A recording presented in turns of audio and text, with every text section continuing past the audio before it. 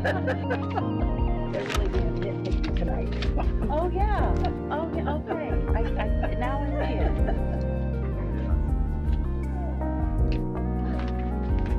Okay, everybody ready? Welcome to tonight's City Council study session for February 3rd, 2025. Welcome to the Westminster City Council study session of February 3rd, 2025. Thank you for joining us. We thank you for coming and would like to remind all in attendance that our meetings are subject to the rules of decorum that are posted inside the chamber doors. These rules are in effect while all meetings are in session, as well as during breaks and transitions between meetings. We want to be sure all feel welcome and remind all that there is an expectation that no attendee shall disrupt this meeting and that threats and intimidation are prohibited. No attendee shall engage in audible expressions of support or opposition for any speaker. Signs and placards are prohibited, and all attendees shall remain seated in the seats provided, not in the aisles, nor shall the doorways be blocked. You'll notice that the agenda for tonight has changed. We rearranged the presentations to have our implementation of state planning legislation first, and then we'll have information technology and Parks and Rec budget presentations. And our executive session is not needed tonight because we didn't have all of the information that we need. So that's canceled. So that's not a bad thing. It means maybe a shorter meeting. I'd like to welcome our scout here tonight, and he's working on a badge. So when we take a break, if you have any questions, just grab one of us or several of us, and we're happy to answer questions. City Council reports. Councilor Rossetti? No, ma'am.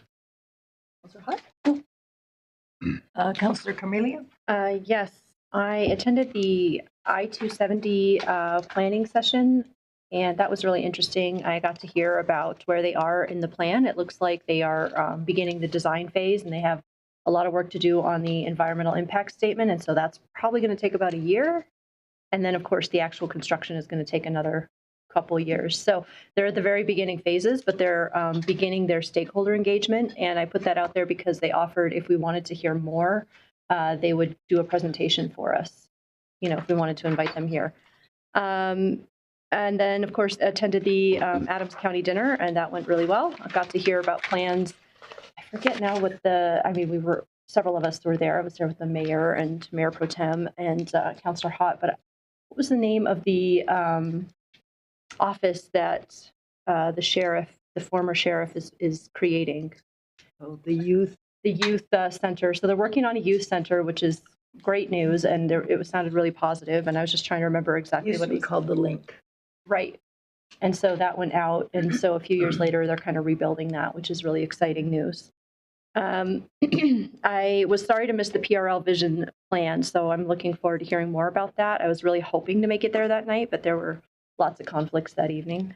I also attended the AC Rep 2025 legislative reception, which was interesting. Our new congressman from District 8 was there, and so got to say hello. And that was interesting. And then on Friday, I went to see the screening of A Half-Life of Memory, and that was shown at DU. And that was really interesting. That was on just informational about the Rocky Flats, its history, where it stands today. And then a lot of members of the community were there that were both in the film and that, talked about their experiences living here around the area. And so it was really more just informative because a lot of college kids there were unaware of that in our backyard. But it was an interesting conversation. And then, of course, we had the strategic planning session that I'm sure many folks were tuned into. That's it. Councilor Ireland? I did go to the PLR vision plan. I was later than most of you. I had to teach late, but I did talk to some people from the North Westminster that were really happy about maybe getting an arrangement with Broomfield to use their rec centers.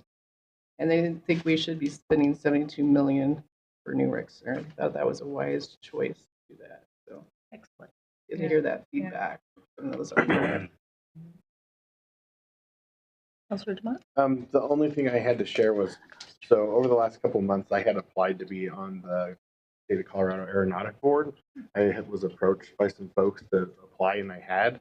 I didn't end up making the cut. However, I did get to meet David Elaine, who is the director of the aeronautic group for the state, and he had offered to come speak with us and kind of just share what role they play in the state as far as aeronautics. So I thought that that would be probably a good connection if we could, maybe Jody, if we could connect and I could give you his contact information, we can look at a study session. That's it for me. Mayor Protem. I too last Wednesday hit the AdCog dinner, and yeah, it was great to hear what we were, what the county is rebooting to support our youth. And I just want to thank staff for putting on such a great strategic planning session. That was, I just really enjoyed it, and I felt like it was really helpful to reinforce the council and staff roles and the communication, and I think that was overall very successful. Thank you. I went, listened in on the AC rep legislative bills that they do. I always find it interesting to hear from the business side of things, how the bills are coming through and what our businesses, how they look at things. I just like having that extra perspective. I stopped early at the PRL because of the AdCog dinner, and there weren't too many at that point in time, so I hope more people came. The AdCog dinner was fantastic, and Adams County thanked them for hosting. Stopped by Coffee with a Cop at Sweet Blooms last week. Of course, we had the strategic planning that everybody can watch on YouTube. Spent 3 hours yesterday with the Nepal Community Center. They have opened that center. They are now a 501c3, and they were celebrating their 1-year anniversary. And so there, I spent most of the 3 hours not knowing what I was laughing or clapping for because they were in their native tongue. And so when they asked me to speak, I thought, I do know they all speak English. I just shared that all the ways that they can touch and be part of Westminster, and we needed their ideas to be threads in the quilt that we make here within the city, with including everybody, and learned that one of the kids of the gentleman sitting next to me last year joined our Yapper group, so he's on Yap this year. And so they've listened to me about all the ways everybody can get involved. To the both chiefs, I advertised for you guys and told them about ways that the adults and students could get involved in the teen programs and the citizens in their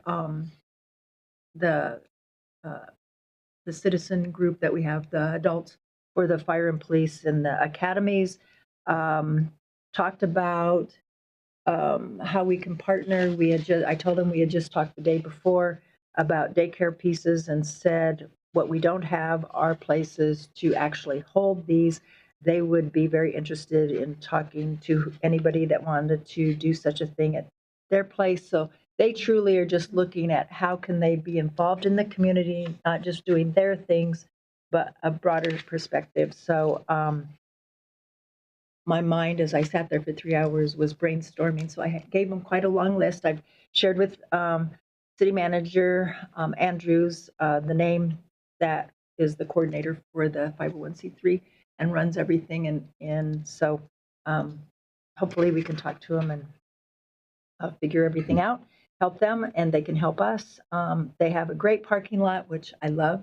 They have a big room to meet in, and everything's at a level place. So that should be good for the historic Westminster area. This morning we had, Mayor Pro Tem and I had meeting with our staff and Amy, going over bills that are being looked at. And I think that's it. On a personal note, I had my scans today. Won't know results until Wednesday. City Manager? Thank you, Mayor. I do have a brief report this evening, if I could.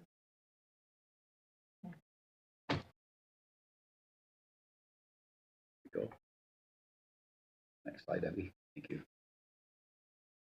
All right, this was mentioned by many of you. I just wanted to let our public know that on Saturday, for those who were not present or streaming, we did have a city council and department director work session for the full day. The first part of that was a team building session between city council and department directors to improve our effectiveness as a leadership team.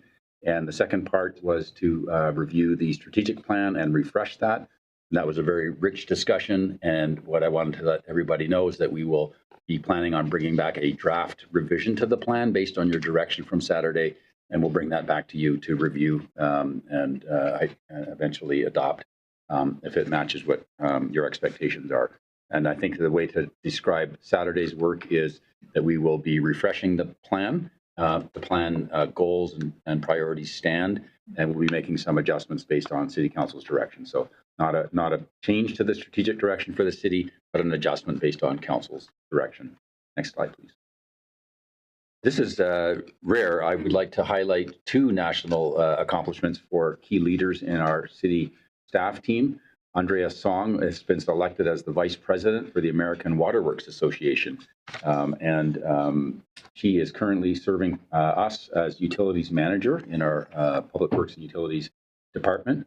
And I just want to highlight for those folks who don't know, the AWWA, or American Waterworks Association, is the world's largest association for the water industry with over 50,000 members. And we now have Andrea Song, our very own utilities manager, as vice president of that national association. I would also like to shout out Chris Lindsay for receiving International City County Management Association, or ICMA, credentials. Chris is the second leader at the City of Westminster to receive these credentials. He currently serves as our Assistant City Manager and Chief of Staff, and he's second following Larry Dorr, our Chief Financial Officer and Deputy City Manager, having received that designation. So we now have two credentialed ICMA managers in our leadership team. To receive the ICMA credential, member must have significant experience as a senior management executive in local government, extensive education and experience, must complete a comprehensive management assessment, and be subject to peer review from the ICMA membership, and also recommendation for credentials. So a significant accomplishment for these two leaders in our organization. Next slide, please.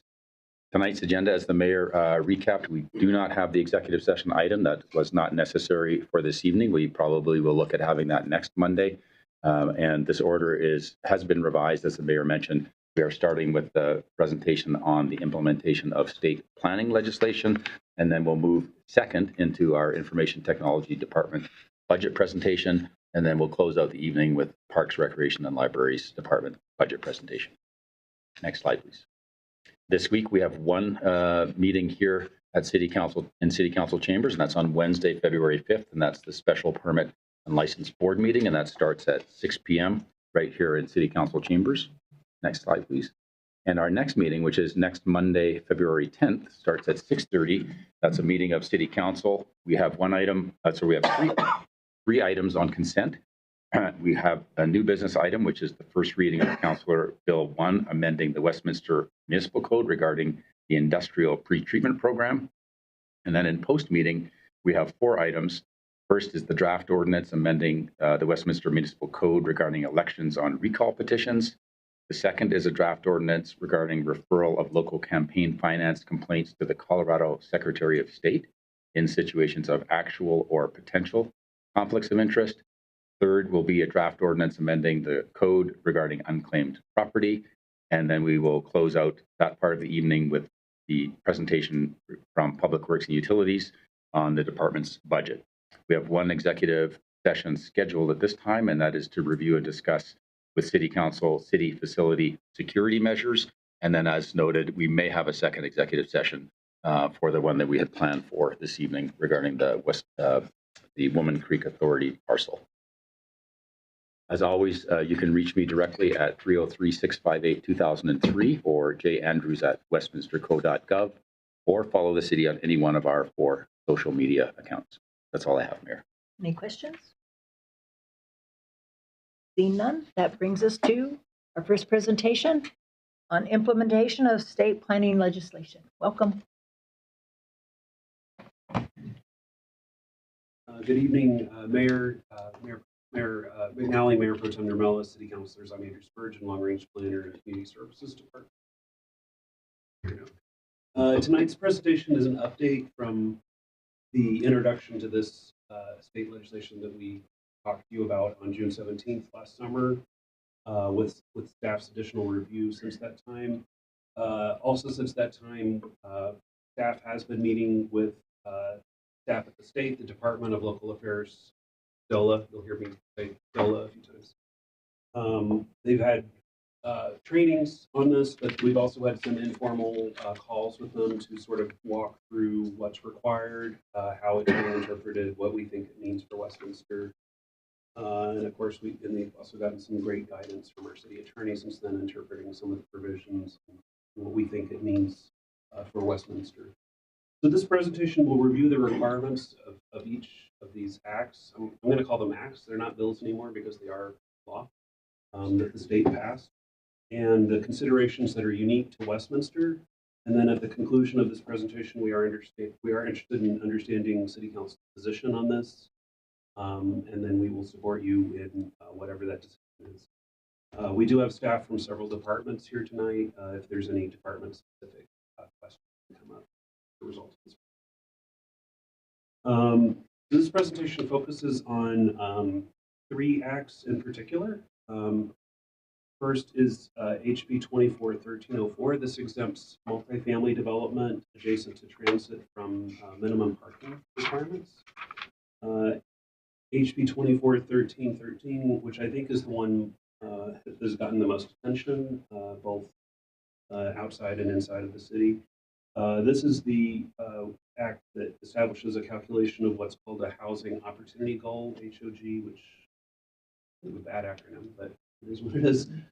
This requires upzoning of properties to provide that housing capacity to achieve the housing opportunity goal, as well as creation of administrative approval procedures and administration of affordability and displacement mitigation.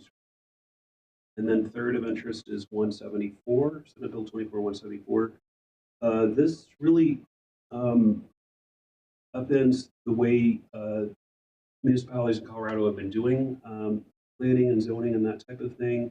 It prescribes into state statute methods and deadlines for doing a housing needs assessment, comprehensive plan, water supply plan, and formation of a housing action plan, and then reporting requirements. We had talked to you back on June 17th about the accessory dwelling unit legislation as well. I wasn't going to cover that again as council's already approved an ordinance conforming to just these 3 are remaining. These acts, as well as the other one, are intended to address the state's housing needs, paired with environmental goals to increase transit use and reduce the footprint of vehicles in the built environment. That seems to be the intent. This slide just maps out some of the key milestones that are associated with each act and the tasks that would be needed to come into compliance. Some of the city work products that would need to be updated include the housing needs assessment, the comprehensive plan, the water supply plan, our municipal code, our zoning map, as well as funding and administering new housing programs that are prescribed in statute now. Just to be clear, the items shown here were not in our work, and fully meeting the provisions and timings of these requirements will have staffing impacts through 2027 and even into 2028. And then after that, a permanent commitment of staff and budgeting for the prescribed affordability strategies and the reporting requirements. Based on the feedback we got interdepartmentally, going through what's required to fully comply on this timeline will have impact on current work assignments and the timing of related elements of strategic plan implementation, and I'll talk a little bit more about that at the end of this. So going into 1313, which again is sort of the one that I think causes the most concern. This was the one that introduced the concept of a housing opportunity goal. There's a formula in the act that prescribes how that'll be calculated. In order to comply with that, the first deadline is what's called the preliminary community assessment report. That's due June 30th, which in government time is very soon. Demonstrating how the city calculated its housing opportunity goal, analysis of our existing zoning, and an inventory of housing programs. The exact determinations of zoning and density calculations is pending technical guidance from DOLA that's due at the end of this month. However, between our great GIS staff in the Public Works and Utilities Department and our opportunity to meet with DOLA staff, we believe we have a good handle on what would be asked of Westminster pursuant to this act. The housing opportunity goal would be 109,800 units. If the state was to agree to the exceptions we've identified, such as floodplains, schools, cemeteries, those kind of things, it would reduce the housing opportunity goal to 50,506 units. That covers about 2,745 acres, 5,750 properties in Westminster, about 12% of our land area city. Just for the sake of comparison, we have 50,323 housing units today, so adding 50,506 is basically a doubling the number of housing units that's currently in the city, should all the zoning realized be developed with housing. The next deadline to comply is December 31st, 2026. That's when we'll be asked to submit a map of where we're proposing to do those zonings, as well as the zoning strategy. And then a year later is the actual deadline, for the expectation is we will have rezoned properties through what would probably be a very lively public hearing here at City Council. In order to accomplish the rezoning and create the housing capacity required, there's several things we would need to do. We would need to update the comprehensive plan to allow those levels of densities in the locations prescribed by the Act. We would need to amend Westminster Municipal Code to create one or more new zoning districts that would allow that type of density. We would actually come to you to resend the 2022 resolution that called for City Council review of multifamily projects because administrative approval is a requirement of the Act. So we would need to change that. That would also short circuit the opportunity to do the concept plan review process. You wouldn't get a chance to see projects at that stage or provide that additional opportunities for resident input on proposals. Finally, there would be a need to fund and administer additional affordable housing and displacement mitigation programs, and then report to the state in 3 years. Some things that are retained under 1313, and I know this is a little confusing. We do have to create the zoning to achieve that housing opportunity goal. It does not remove the discretion to approve or deny subdivisions, rezonings, variances. Applicants have the option to request a discretionary review. And I think in our system, the occasions that would come up is if someone was requesting an exception to some sort of city requirement, then they might request a discretionary review. So it would end up in front of City Council. We're not required to disclose any confidential information on water supply or treatment facilities, which I believe was actually a request of Westminster during the sausage making during the legislative session. So that's good that that got added in there. Though we have to achieve the housing opportunity goal, the city can still allow commercial or mixed-use types of development in those areas if we think those are the right ingredients to supporting transit uses in great neighborhoods.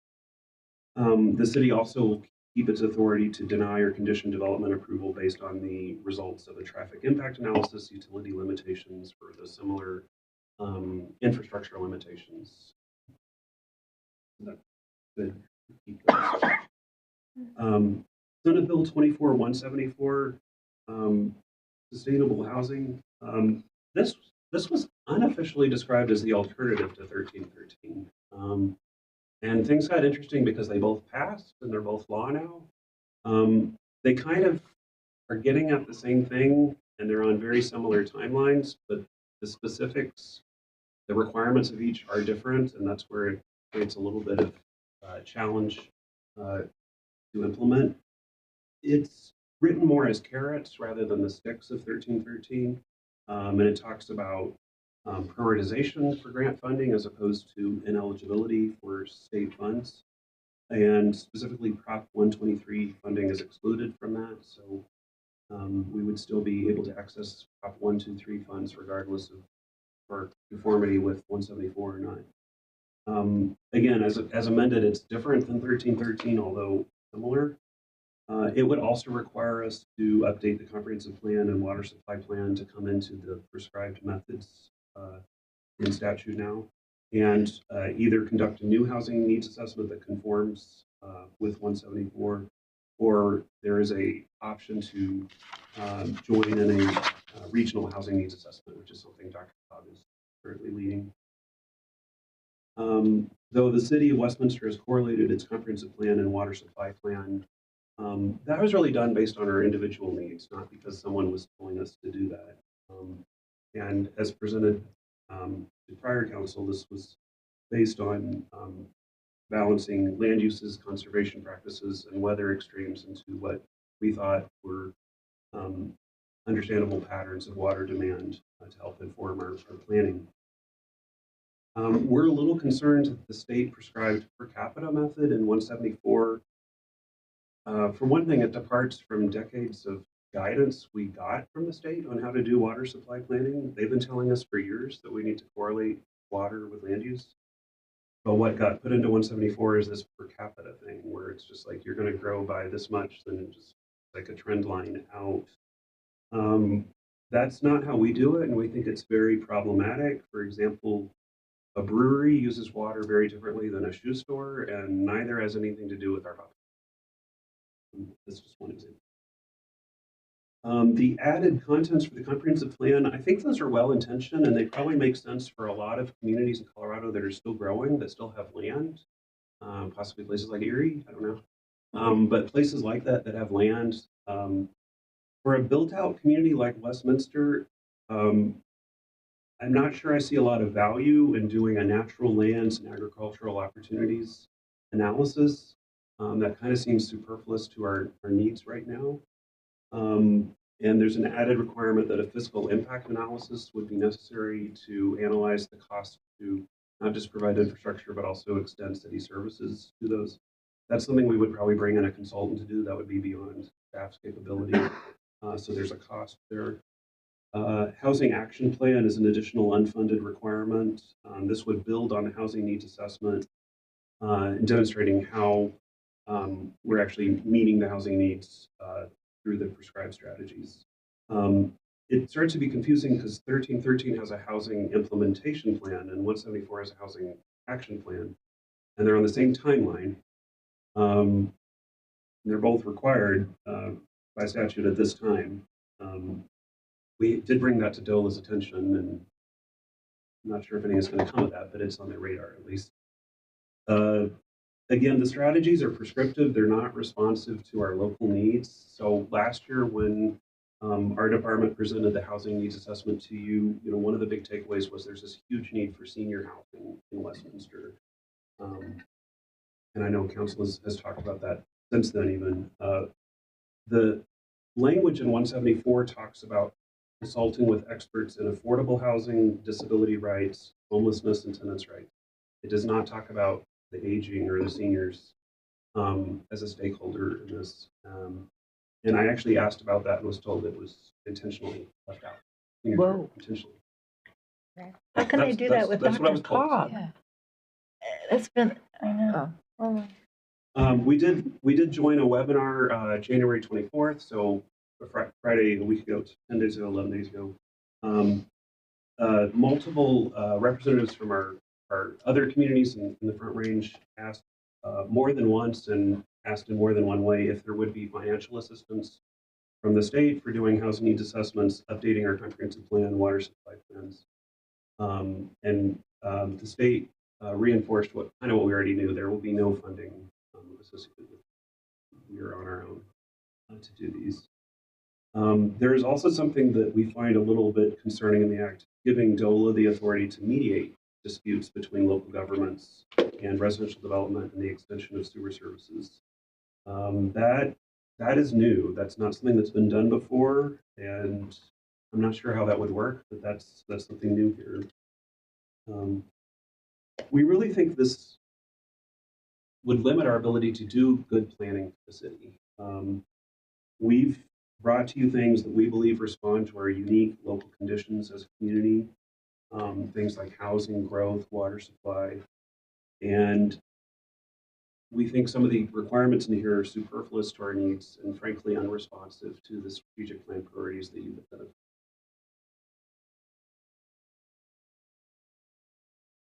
So a few policy considerations. Local control and home rule is probably the big one. This is a major policy consideration, and it's a key principle in the city's legislative policy statement. And again, it's based on the premise that matters such as growth, development, resource management are best handled at the local level. A second consideration is land use and resource alignment. Decoupling land use from resources and infrastructure through upzoning around transit without confidence that infrastructure resources will be in place in the future. That's a departure from how Westminster's done things. That's not to say that it couldn't be done, but that hasn't been the Westie way. We certainly are aware of other communities that do entitlements without much concern for water supply. I know out in Weld County, town of Severance ran out of water. They couldn't issue permits for 3 years until they got a handle on their water situation. So we don't think that's best practice, but that's kind of where we would end up. We'd end up with a first comes, first serve kind of approach. It'd be very transactional without really that ability to prioritize vision aligned project. Let's see. And then a third consideration is the value of penalties should the city not comply. During the legislative session, the big concern was withholding of the highway user tax funds, HUTF. That got stripped out of the act as it was finalized. What got left in its place was eligibility for state grant, and instead of 174, meanwhile, identifies prioritization, but not ineligibility for state. So slight difference. They're similar, but different.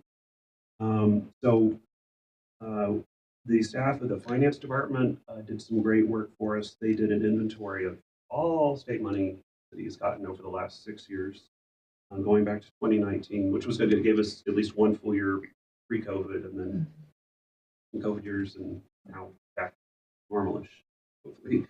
But the three biggest dollar amounts were to the police department for the co-responder services program, to community services for the Resource Resilience Center, which is a future project, and then Parks, Recreation, Libraries, GOCO funds that went to various parks, recreation, open space. So tonight, staff is hoping to get direction from City Council if you would like for staff to continue doing these analyses and ramping up our compliance efforts with these three acts. As I mentioned, this work is impacting our ability to carry out other work plan and strategic plan action items. Starting with 1304, which is the parking item. Our recommendation is to incorporate this into the Unified Development Code. We did present to you on that back on October 21st. The preemption on parking here is concerning, but I guess I'd say it's less concerning than some of the other stuff going on here. In our experience, multifamily developments typically provide parking regardless of our code requirements. That's often because it's something required by a financial partner. And 1304 does provide an option to get one parking space per unit for projects 20 or greater, which is typical. We typically see multifamily projects that are 200 to 300 units in scale. So that is an option. If we choose to impose that parking, it does require a parking study specific to the site and development of transportation demand management programming. So that will be new requirements, but it's something we can do if that's what council would like. With 1313, this presentation And the more detailed attachments to the agenda memo provide an analysis of the range of impact. Some additional analysis will be needed to submit the preliminary community assessment report, which I mentioned before is due in June. That will require a more significant commitment of staff resources across multiple departments in order to do that. Again, that would be looking at about 5,750 properties across 2,745 acres. With this first deadline approaching, staff would like to know if the City Council wants to continue on a path to compliance with further staff resourcing and developing that zoning strategy. And then with 174, the legislation, conceptually, it has a lot of things that have merit in there. There's just some details that are concerning in terms of how they're carried out and what that would mean for us as a city, such as the overly simplistic water demand forecasting and the fact that these are unfunded requirements. Staff, as well as the city's lobbyist, Amy Atwood, did meet with DOLA and the governor's office on January 9th to review some of the discrepancies between the requirements. Frankly, we did not come away with that meeting with the sense that there would be any new legislation to fix any of that. So we would be proceeding under the assumption that all the requirements are what they are, and that's what we would need to meet in order to be in compliance. And that concludes my presentation. Wow. Wow. Questions? Mayor Pro Tem? My eyes Go for it. twitching for you. Okay. So I guess in the order that they're out there, the parking one seems to me, yes, potentially the most doable / I like the direction you were going with potentially looking at the requirement given all those other, like the study, the parking study, things like that. I know that we have some projects that are affordable that don't have as high of a utilization rate. They're actually under one parking space, or in terms of their demand. So I think overall that could be a good direction. I have some questions first around the around 1313. One, our HOG number, is that assuming the 50,000 units is assuming that they would replace the existing unit? So is it net or is it? That's a good question. It's confusing. Imagine that in government. So the way I look at it is there's sort of two maps going on in the background of all this. But really what we're asked to do is to look at areas that are half a mile from transit stations, Westminster Station, Sheridan Park and Ride, and Church Ranch. And then a quarter mile on either side of Federal Boulevard. That is the transit area. And that's what adds up to 2,745 acres. Per the act, you take that, you multiply that by 40, and that gives you the housing opportunity goal, HOG. That's like 109,800. So the units. The act then lets you subtract floodplains, open space, schools, cemeteries. There's several things. And going through that and sticking to the formula, we believe that reduces it to 50,506. And we've actually had some good conversations with DOLA to confirm that. We must have zoning adjacent to the transit stations that gets us to the 50,506. And so the way I've looked at it, the existing zoning and housing is in some ways irrelevant. Most of it will not, there's a minimum density of 15 units per acre and it must average 40. If you look up and down Federal, we don't have that kind of density. Elsewhere, we have a few projects downtown that would have that level of density. We have one at the Promenade, but for the most part, So I've really viewed it as we've got to create new zoning, and it's kind of irrelevant what's out there. Okay. So there's a second, the second step would be to, would be to come back with a zoning action to decide actually which properties get that, because it's not the entire transit area. It would be focused around the station. Did we include Wagon Road? We did not. It is not. We, Yeah. in what we presented to you last year, this is probably where you're getting it from. We did show that. That's how we interpreted the act. The state does not read the act that it would apply there. It's so bizarre because there's more people And using there's that than some good church not redevelopment anymore. opportunities. well, yeah. None of them are being used anymore. Yeah, there's some good, there's some parcels over there that would better Right. lend themselves to Yeah. redevelopment, but it's not. Could we, I mean, could we use it? I mean, wouldn't that, The act does provide for something called optional transit areas. Yeah. The state would have to agree to that. That's something we could explore. We could document if we think that makes sense, why it makes sense, how we would approach it. So that would be a way to potentially spread the zoning around, but it doesn't change the number. okay. Question maybe for Mr. Frankel.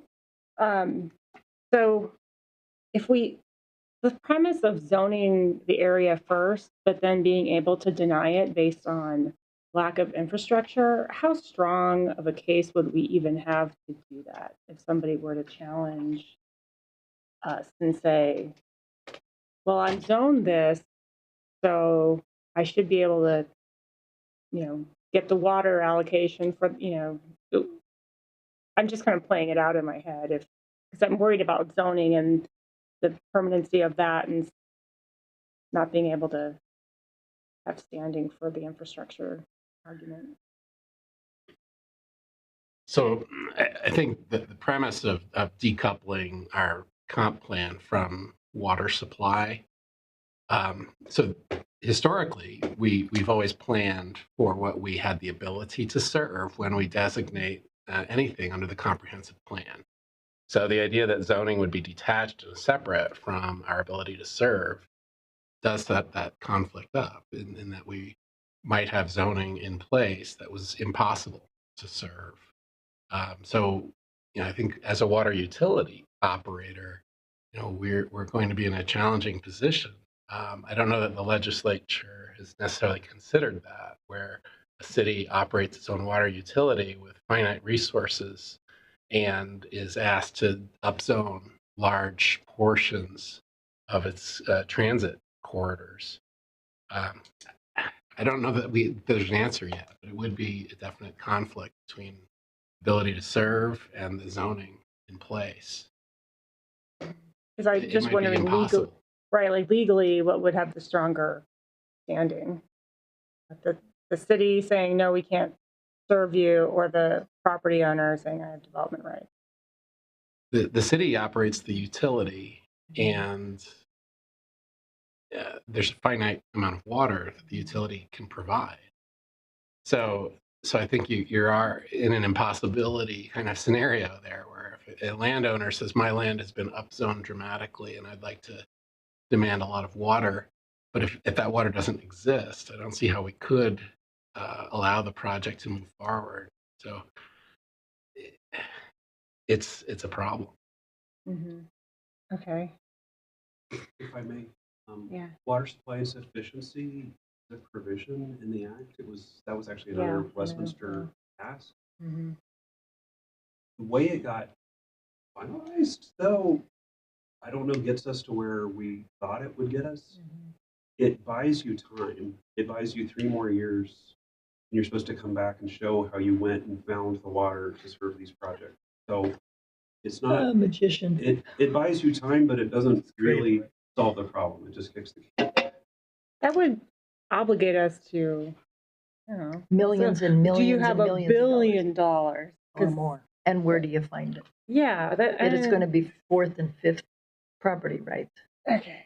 Another question is, when we're talking about the first come, first serve side of it, The downtown area had a water allocation to it. I know we've had a couple of other areas in the city that have water, forget what we're calling them. Water budget. Water budget, yeah. So how does that play into it at all? That's a good question. That was a question I posed to the staff of the state, just the water staff within the DOLA. But, I was told what sounded good. They said, "Oh yeah, you can set up a budget for it and just work on that budget." That sounded good.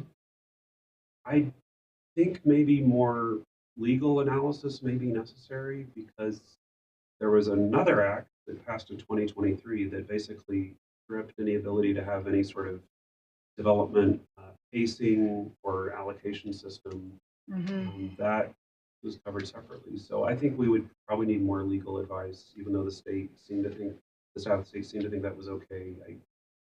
I'm concerned that they're maybe not considering multiple legislative requirements. Okay. And then, so I mean, just to wrap up my thoughts on this, I really struggle with this one because of all the things that you said, and I agree with staff that it's almost impossible to imagine rezoning that much area, but we have taken so much time to plan with our water supply. So, and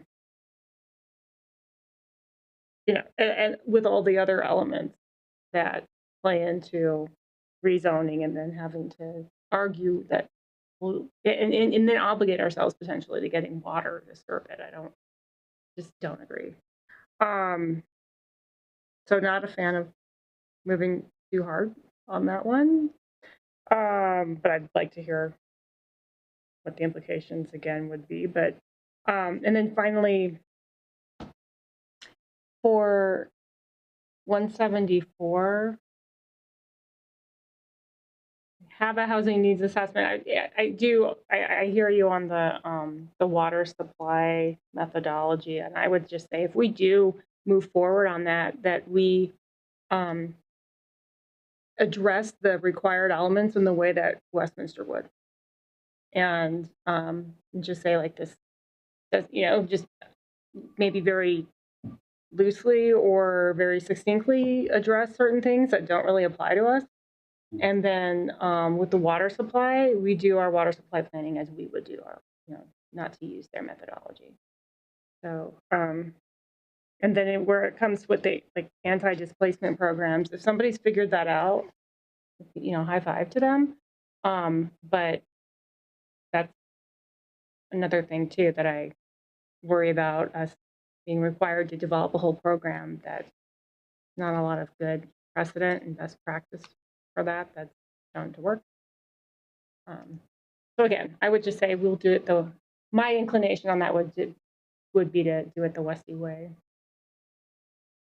Councilor Ireland? I want to know what who the state thinks they're going to live in this 50,000 units, because we already have 24,000 units in the metropolitan area that are empty. I'm looking at the economics of this whole thing. Who's living in this?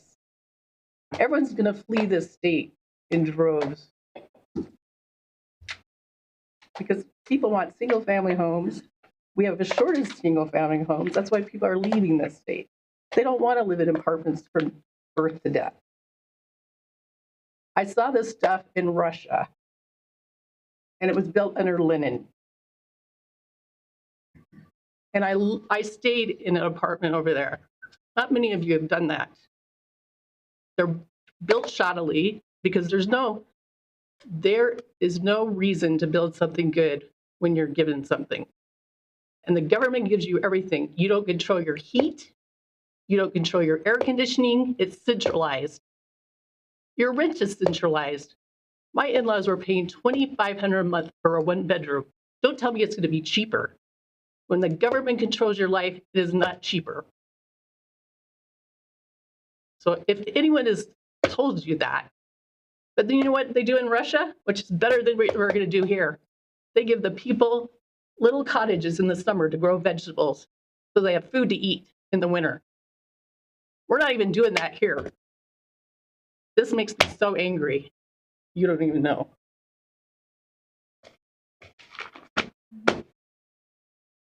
I have a couple questions.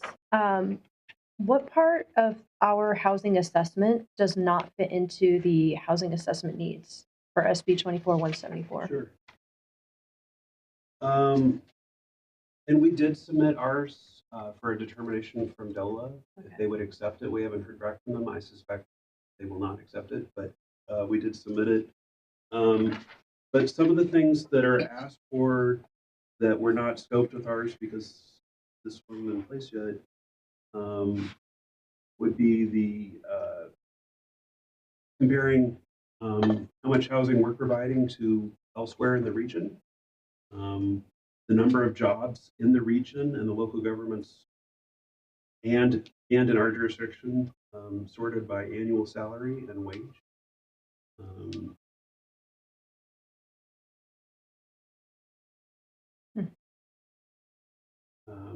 Yeah, allocating housing associated with the number of jobs in the region, among other factors.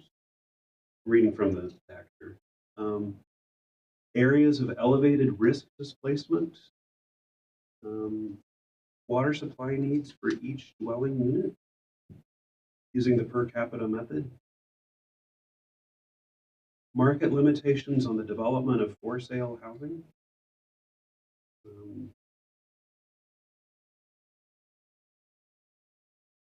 Accessible units, visitable units, an inventory of those. Yeah, these are beyond what we had. Mm-hmm. Okay. Some of these we could do. We could amend ours with those, but not we spent $46,000 on for our last meetings. Right. And it sounds like what you're saying is they're not willing to grandfather in recent studies by municipalities. The act is worded that way. And I got really excited when I saw that. But then it went on to say, housing needs assessment conducted on or after January 21st, 2022. Yes, to that. But then you get to conforms to the methodology, da da da da da. It's like, no. But we submitted there's a deadline. The deadline was actually December 31st, 2024. So we want to turn ours in anyway. Mm-hmm. Maybe they'll give us some grace, but if we read this literally, I don't think we're going to. We do have that option of going into a regional housing needs assessment. Dr. Cog, kind of like us, they had started that before this was in place. They did great work. I attended several meetings down at their offices. They're now going back and updating the work they already did to try to meet this. And then hopefully we'll have an opportunity to review that and we could, potentially get with council and talk to you in the future should we decide to opt in or do our own updated local one. It's kind of a policy position if you want to do that up. But it is a way of meeting this without having to do our own all over again. Mm-hmm. Okay.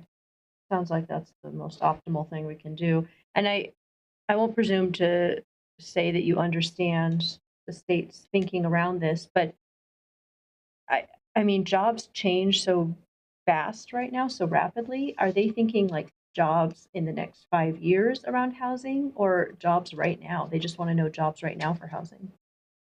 Well, I think that's why they want the updates every 6 years. Okay. So this never ends. Mm-hmm. You do it, and then you do another one in 6 years, and you do another one in 6 years, and you keep coming back. So it's full employment for the planning consultant. Okay, and then could you help me understand, the state is a mediator in utility, I can't read my own writing, service matters. Mm-hmm. What does that mean? I think they're responding to perhaps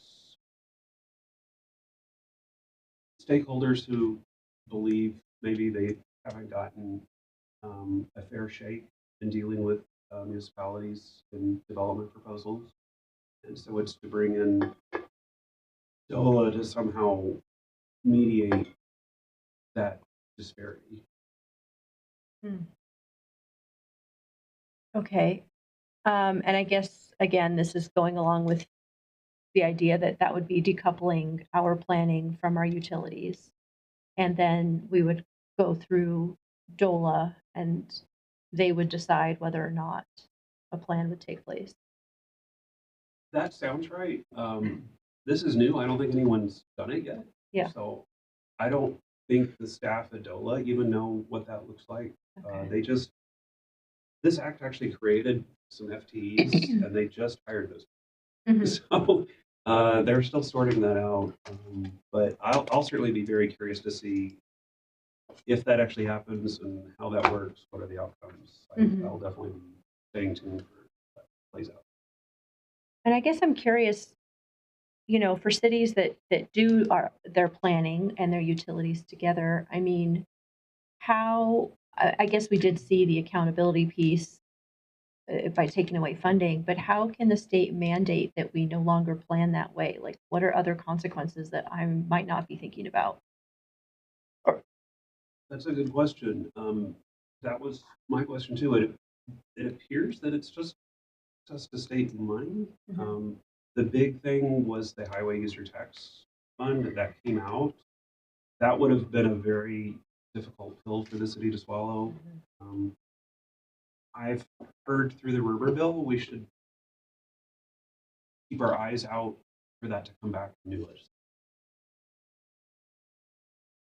Okay, that's everything I've got now. Thank you. I normally wait till last, but I am so burning inside, I'm going. Maybe. The issue is local control. Are you going to let the state tell you what you're going to do for your city? And it doesn't matter what any citizen says, because they're not going to your citizens. Or do we control it?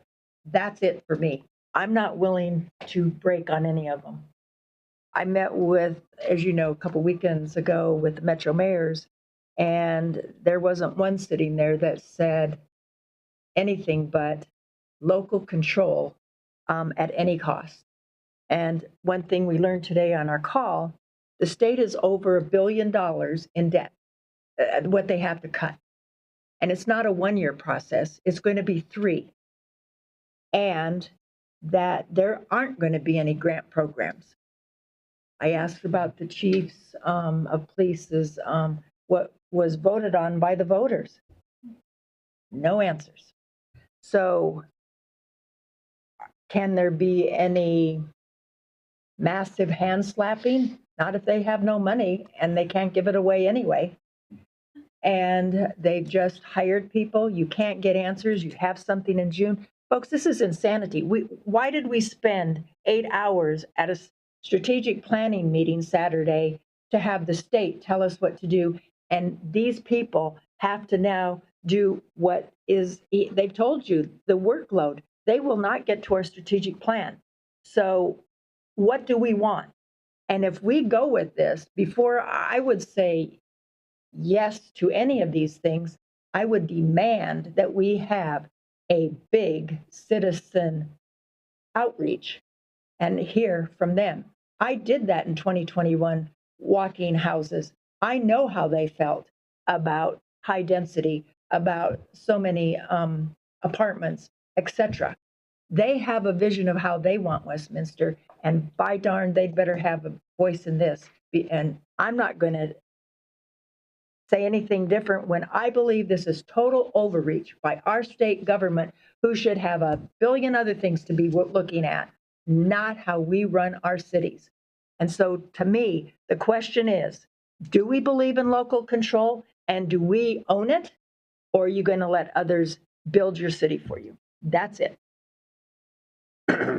Excuse me. I'm in a similar place. I'm curious what, I mean, to me, I say no, because we don't, if they're able to say you have to build above your water, we fought over our comprehensive land use plans for how many years? I mean, it failed. You had to go back to the drawing board 13 times. specifically because we said, you couldn't get a majority to say that it was okay to have it unbalanced. We worked really, really hard as a city to balance that. And part of the reason that was so important is what the mayor said. We still are hearing about frankly, you say single-family homes is what we need. We have a development that people are still upset about because it was more dense than they wanted because it wasn't just single-family homes. I mean, that's not what the community wants. The community does not want a bunch more apartments, and we've made. What are some of the other changes that we made as a city? The administratively approving certain things because of apartments that got administratively approved, and the citizens were up in arms about it. Rightfully so, in my mind. So, to me, I say you don't comply. We keep doing what we've said we're going to do because it is something that fits our community.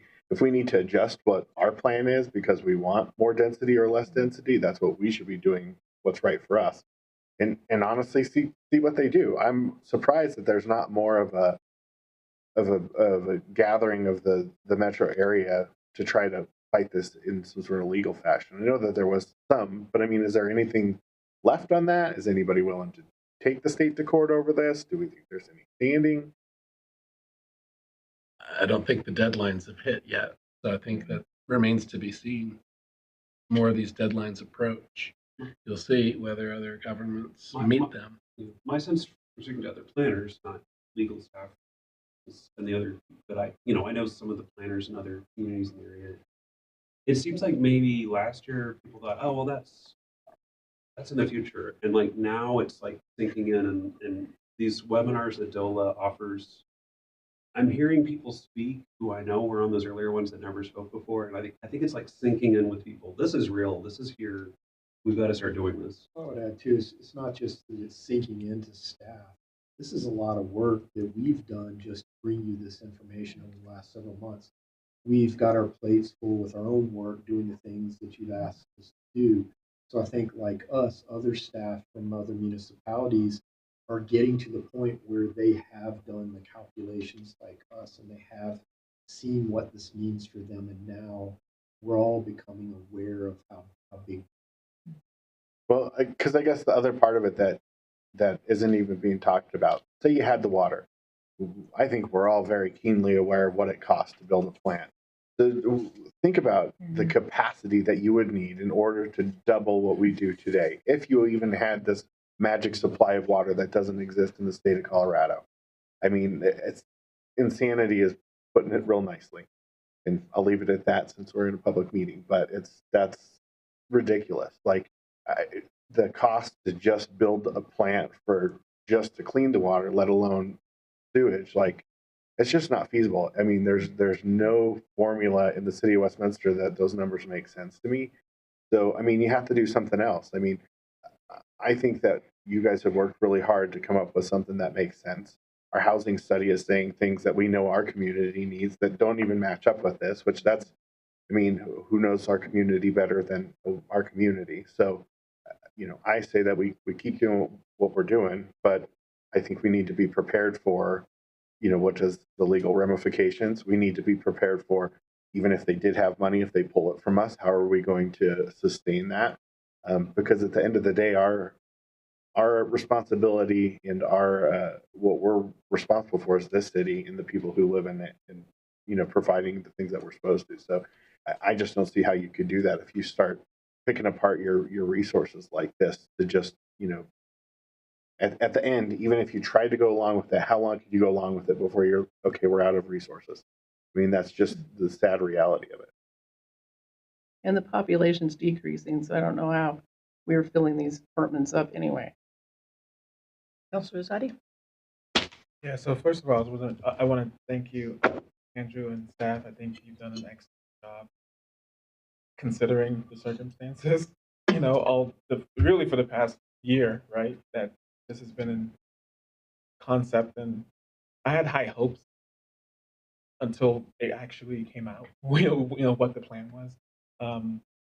Westminster, as you know, it's different. We do things differently. We do things better than most municipalities. We've done revolutionary things in housing that a lot of cities, this may help some other, right, town somewhere. They may need that push, but this would cripple us. So I think it's a bad plan, not well conceived, and it would take away representation from our constituents. That's really what this is going to do, and put future constituents in a really horrible, standing of when we run out of water. I mean, it's just a really, it seemed like maybe more stakeholding could have benefited this to learn more about how a city like Westminster works. So thank you for at least fighting the good fight. I'm obviously a no. This is a really, really terrible plan, and it would cripple us, and we don't need it. So there's many reasons why. One thing I do want to say is, as I've been saying for a long time now, you gave us all the cons, and I agree with them, but I would have liked to see pros and cons, a more balanced presentation, which is what I've been asking for a long time. There are lots of pros, stated pros, whether they're true or not. I just think the cons far outweigh any potential pros that there are. So if you could please, if staff, Jody, I just want to see both sides. It's not a big ask, but thank you. Yeah, I want to thank you as well. And I don't have anything else to add. I agree with my colleagues. I don't think I could have said it better than Councilor Azadi, but I agree with, the mayor, Councilor DeMott. Yeah, I agree with my colleague. Are you okay to go with local control? I am. Yeah, I feel like we've done a pretty good job so far on our own. You've got 7 people that will lead the parade. Okay. Local So just- control. Just to maybe state the obvious, so staff will not be preparing the preliminary assessment report due in June. Nope. We were just beginning to do the, 13. About On all of them. yeah, Do Yeah. what you're doing. we will, for parking, we can just, we can look at our parking requirements without maybe the hammer of 1304, but just look at what's appropriate for West. Okay. And let me just remind you that what the state did was say however many people can be in a household. So those houses that are rented in my neighborhood, and I'm sure other neighborhoods, I have now 9 cars trying to find a spot for 2 driveway places, 2 maybe 1 or 2 in front of the house, and then dispersing elsewhere. So think carefully when you do parking stuff because of what the state did. It's no longer 1 parking spot. It's a good reminder. And just go over to the promenade with 4 apartment buildings and look and see how many cars are in the parking lot behind the bowling alley. Use the Highland Hills parking area. Yeah, Just I walk it every day. There is not 1 car per household there.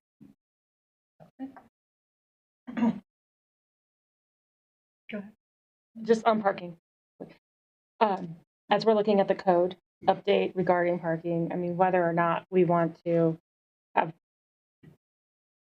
some consideration of what 1304 would tell us to do, that might be helpful if that's something that we should contemplate in the code update. And then just something that just triggered me with the mayor. I'm just, a lot of our apartment complexes now unbundle the parking cost, and so they're separately charging for that. And so if somebody can't afford the extra $40 a month or whatever it is, then they will park out on the street. And I'm just kind of curious if as we're looking at our, I know it's like theoretically best practice to unbundle the parking, but I wonder just how it's playing out and whether or not there's something where we can, in the code, I don't know, require them to have a utilization rate in their parking garages or in their parking spaces. If you're going to unbundle, price it so that you're hitting a certain utilization rate so we're not, and our neighbors are not impacted by it. So just So it's a real context sensitive paradigm with decoupling park. It would probably work better in highly amenitized, transit-oriented center where you have access, walkability. In most of our suburban apartment settings, not seeing that working very well. It's not something that we have as a city so far taken legislative action on in conjunction with how or if a property owner couples or decouples rents from parking and all of that. I agree. It stands its best chance to work in transit. Anyway, Anything else you need from us? I think Oh, Councilor I'm sorry. Carmelia. I've forgotten my question. Oh, so sorry. No, this is very helpful. Even though, as we understand the direction is that we're not complying, we're going to explore our options. I will say we'll probably plan to continue listening to these webinars, making sure we're understanding what the requirements are, what the statutory deadlines are, just so we are mindful of those, even if we're not going to follow them. Real quick, I'm sorry, that was my question. So do we know in totality, if for whatever reason the state was able to ensure our compliance financially, what would that cost look like? Do we know cumulatively what the possible cost to the city might be for noncompliance? So yeah, the noncompliance, it was under 1313, it was ineligibility for state grants. Under 174, it was like lower prioritization for state grants, state funds. So attachment 6 of the packet has all state grants, but in the last years, and it was $6 million altogether. 6 million. 6 million, yeah. Over a range of different departments doing a variety of different things, but the full list is in attachments. Okay. And today on the call, we were told if we had multiple years in that grant, we should be worried because it probably won't be there. Right. So you won't have it anyway, so they can't use it as a stick. Like Bear says, yeah, there is no money. We're not getting money, so we're not losing any money. This would cost us so much money. 6 million would be nothing. Nothing. It'd be a drop in the bucket for how much this would cost you to comply. Can I ask a question related to future legislation? Have we talked with our reps on, I think we were going to, I'm not sure if that happened, on a bill to, I don't know, help Clean up. to clean up this mess? We did meet with our lobbyist Amy Atwood. We met with the governor's office and Dola's staff. No, our reps. So have we our reps. spoken with Bird or? I haven't. I don't know if our policy budget group is doing anything, but I have. Can we find that out if those conversations happen? Well, we do use our lobbyists for that type of work, so we can follow up and find what discussions have happened so far and what might be next. We can't be the only city. No, we aren't. Thank you so much. Thank you for the time you put into this and helping us. I would suggest maybe a 5-minute break, just so if our scout has any questions, because I don't know how long they can stay through presentations of budget and stuff, but I also need another drink, so.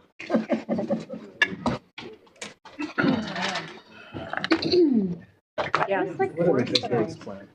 because I haven't had to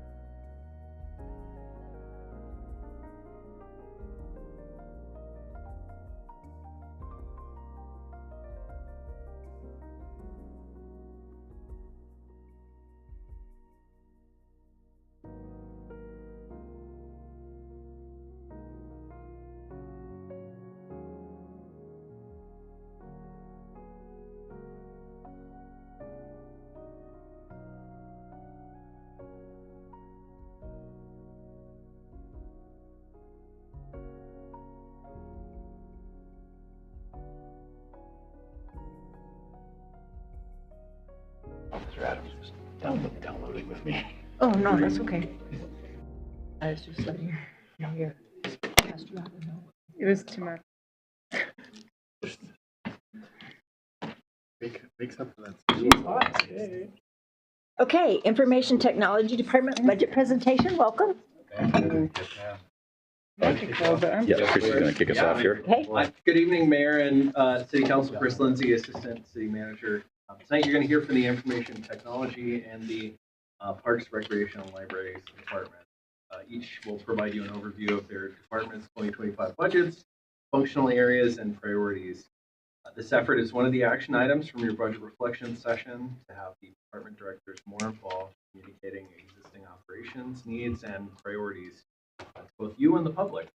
These presentations are intended to offer an overview to gain a better understanding prior to engaging in the 6 budget year. With that, I'm going to turn it over to our information director. Thank you, Chris. Appreciate that. I'm going to be DJing off of these 2 laptops this evening, so that'll be really fun. Good evening, Mayor, Mayor Pro Tem, councilors, to those who are watching online. My name is David Guo. I'm the IT Information Technology Director here with the City of Westminster. Tonight, I'll be going over the IT 2025 budget and priorities with you all that I'm very much looking forward to for some time. I look forward to your questions as well at the end of the presentation. The IT department as a whole is the city's consultant for technology services and implementer for software and hardware that enable our workforce to be as efficient, effective as possible. I like to call us the technology bringers and champions for ways to automate, as well as quicken the pace of work is done. Since 2024, we've updated our IT model and to hashtag #TechYes, as well as our slogan now is do the right things. IT supports every single 1,100 plus city employees by providing the best class computing equipment and software, including our police officers, firefighters, utility plant operators, Parks and Rec staff, and everybody in between. The Westminster IT department consists of 2 main divisions, software engineering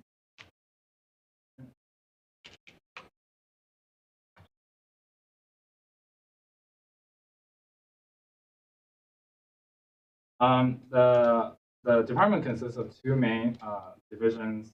That will be information systems as well as software engineering. Totaling 41 staff members at the time.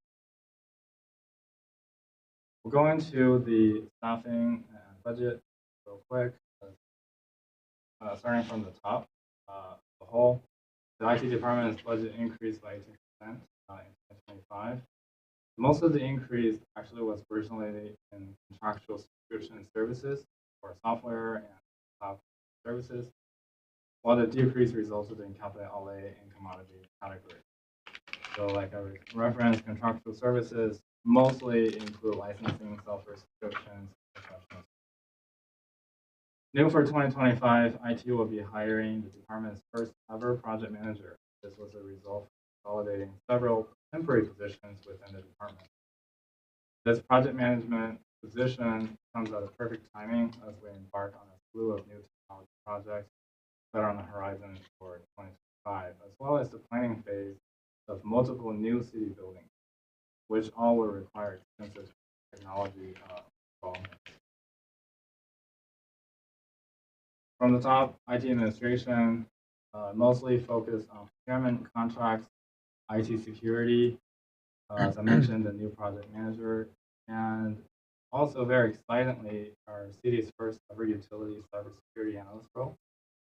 This is meaningful step forward as more and more emphasis is placed on critical infrastructure security and operational technology safeguards.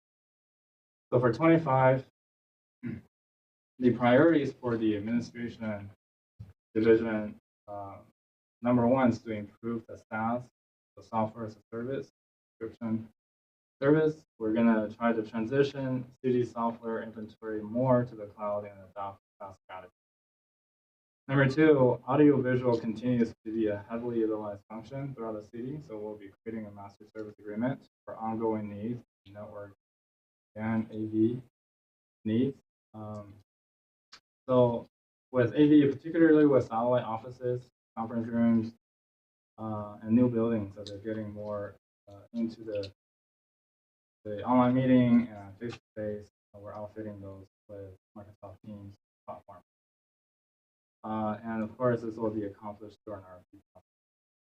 Number 3, complete the migration of cities MFA multi-factor authentication solution. So MFA continues to be an important piece of our security tools. However, last year we have found the culprit to the slowdown of our MFA rollout through our VPN software. We're not very happy with it, not thrilled with it. So this year we have already embarked on a journey to replace that VPN software in conjunction with our firewall platform. And number 4 is implement CrowdStrike endpoint detection and response fund that was received from a state grant by way of federal grant. So Westminster has been awarded a state OIG grant in 2024 to fully implement CrowdStrike in 25. As such, the security team will be hyper-focused on this project. The licenses are funded at the highest tier in the CrowdStrike offering, covering all endpoints and assets. This is good for all of 2025, and if we decide to continue, we will enjoy a Next up is Information Systems Division. This division primarily focused on computing and storage infrastructure. In user service desk support, last year we closed to 8,000 tickets, 2024. Data center operations, we're seeing a drastic increase in Microsoft licensing and consumption fees across all product lines. The 2 main expense within the systems division are M365 licenses, which now is going to be $1.2 million, and Azure usage for cloud computing, which is $140,000. And in 2025, our top priority for the Information Systems Division, number 1 is to replace and expand the city's wireless access throughout all facilities. This is going to have very meaningful impact to resident visitors to our facilities. We'll replace, upgrade, and expand our Wi-Fi capabilities using a much more reliable wireless platform for administrative management, better signal penetration, signal coverage. This has already been done at Fire Station 1 as well as City Park Rec Center. And we're going to focus next phase onto the public service center across the street. I know that at the Fire Station 1 and City Park Rec Center, we're seeing a 33 times speed increase once we go onto this Wi-Fi platform. Secondly, we need to upgrade the AV equipment in major city conference rooms. So the Information Systems Division will be in charge of carrying out and execute the implementation of putting these in these different rooms and different. Number 3, replace antivirus tools with newer technology. And this is CrowdStrike that we talked about. And this division will be in charge of placing these, installing these in our infrastructure and our service. Number 4, replace city's storage area network, our SAN. This will replace our file and data backup storage appliances, and this is actually now underway thanks to council support last year with both. Lastly, we need to increase the speed and redundancy of internet connections. We need to revamp our service agreement with our ISP, internet service provider, to upgrade the internet speed and improve redundancy. In fact, I believe this is on the newsletter that went out last week. We will be providing a new internet circuit to the public service center tonight. This hasn't been done before. And on Wednesday, we will be cutting over to the internet service line this building. So we'll effectively be doubling the speed at half the cost. All right, keep going. We're rolling to software engineering division. The software engineering division is mostly in charge of enterprise applications, custom application integrations, and public safety software support. The main expense for this division is PD AdWords support, internet services, and new website 311, as well as third-party JD Edwards support ongoing. For 2025, the priorities for software engineering division is to complete CD's website update by July 1st, but in fact, we're actually going to most likely have this start. To comply with the House Bill 21-1110.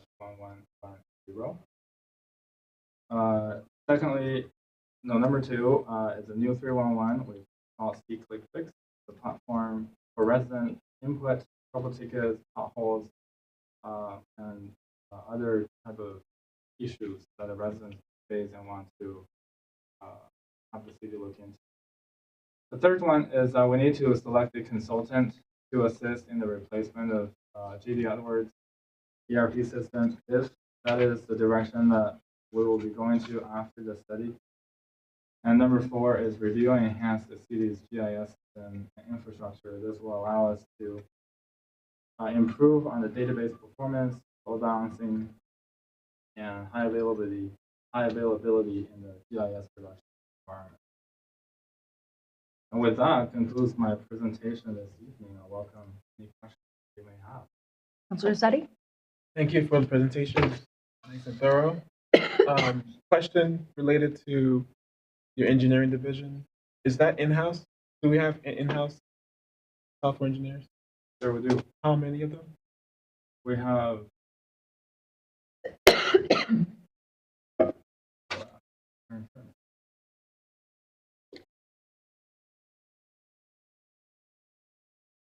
6 engineers and a supervisor. Okay. And you said they're mainly working on what again? What are their main projects? The main projects that they work on is custom applications, as well as with JD Edwards? Yeah. Okay. And then public safety software, so CAD and GIS. So JD Edwards, what are you looking to replace it with? We're not sure yet. That's the study that we're going to do to see if that is in fact the direction that we want to go, is to replace JD Edwards, because JD Edwards by nature is a financial system. So our finance department is fairly happy with JD Edwards. So we're trying to see how we can meet in the middle with our human resources. What's the issue with JD Edwards that we're having? So that's a good question. I don't think that it's mostly issues, it's more of a desire for additional features for HR department. So they would like to have more features and more versatility that are more HR focused. Well, because it's a pretty old school system. So it doesn't have the features that HR wants, but finance likes it. Finance likes okay. it. David, how old is our JD Edwards system? Wow, Art, when did we implement 2002? Wow. So that's very rare in the IT world to have a foundational enterprise system that we implemented in 23 years ago. So that's why we have, David's team does a lot of work to keep us in 2025 with the needs of a 23-year-old system. To be fair, that's not to say that JD Edwards Oracle hasn't made improvements every year. They come out with new versions with each team is part of revamping and adopt every year. So I think it was back in 2019 they said they would stop supporting JD Edwards, but they have always worked for this platform. I think the platform is just too widely adopted. Money on this platform and Interesting. And we use it as a general ERP or just for finance? general ERP for all, so lead time, order, vision, e-cars, so everything that runs. That's a giant project. Definitely. Good luck. Thank you. Mayor Pro Tem? So I'm trying to get a gauge on, it sounds like what you've highlighted for 2025 is that we are trying to find deficiencies, not deficiencies, and hopefully that will hopefully result in less cost over time for some of the programs, or not? Or we, because talked about having a project manager role, kind of hoping that that would potentially reduce costs on the contractual services side of things if we have somebody in house who's running project creation and Yeah, I can see where your mind is at. When you think of contractual services, you're thinking about consultants, those type of things. Well, but some of it. yeah, in this context, contractual services really is the cost of subscriptions that Right. require a contract. Yeah. So pretty much all the software that we use is like your national. You have a contract signed for a year or 3 years. So it's not as much as leveraging consultants. But to your earlier point, the overarching goal for IT really is a philosophical one. And that one is that we are trying to, I would like to have more adaptability, more leverage into cloud computing. That is from software as well as into managed infrastructure, our data center, into our PR, disaster recovery, into how we manage our network, which all historically is a very traditional way of managing A to Z, the full stack of outfit. So that is number one. And number two, with a project manager, it will really free our staff from doing their own project management. So as you can imagine, you have software engineers, you have system administrators, everybody is doing a little bit of project management, but not everyone is doing it to a professional level because that's not their job. So we're trying to gain efficiency there, so you're absolutely correct. As far as cost cutting, that's where we're trying to look into automation. So we're leaning heavily into the Power Platform, plus the Microsoft licenses that we're already paying for, that $1, which is why we brought on board a M365 solution architect just months ago. So we have been trying to be very creative with the position that come available by making it into that is Okay. software engineers by nature, I think eventually will transition more into application administrators, business analysts, enterprise application sort of analysts. So I think the need to custom write applications is going to continue to dwindle. And you see that in the private sector, right? I believe it was Salesforce that made the announcement by in the next 2 or 3 years, or will stop hiring software engineers altogether. We're having AI getting better by the minute. They're writing codes that are more flawless, that are less prone to errors. But that's not to say that I think within the city enterprise, we still have a need for software engineers to write the integration between these different modernizing applications. Okay. With just one specific question and one broader one. You mentioned that we could get a discount on CrowdStrike this year. Is it just for this year? So this year is free. Okay. We're getting an offer free for this. And then, but would we then anticipate having to pay the full price? So going forward, we can expect to pay the discounted. Okay. Which is approximately 40 cents. Okay, that's awesome. And so big picture, do you anticipate having the same level of budget need and growth as between 2024 and 2025, looking into 2026, or do you see more stabilization? Right. That's really hard to answer because software and technology pricing is difficult to predict commodities. Give an example. One of our cybersecurity tools that we're renewing this year, we used to be, so how much was it? It was 100,000. We just got the renewal when it was 160.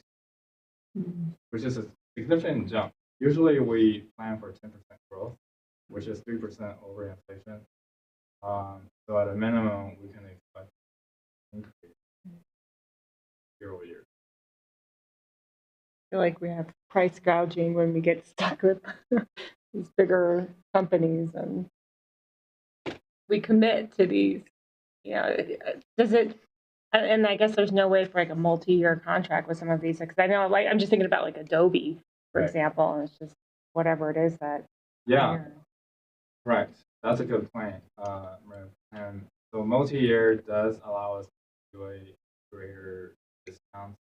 So when available, we do try to find multi-year for our phones year. I believe our JD Edwards is on a 3-year. And when we do sign 3-year contract, the attorney Franco backed me up on it. We try to write out into the cost of the contract because our budgets, our spends are due to creation. But whenever those debt accounts are available, we have to take advantage of it. Okay, thank you. Counselor Ireland?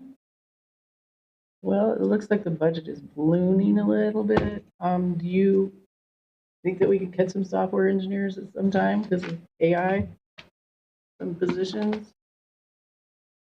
We have already done that. In fact, the last quarter of 2024, we have lost a supervisor in software engineering that we just didn't fill.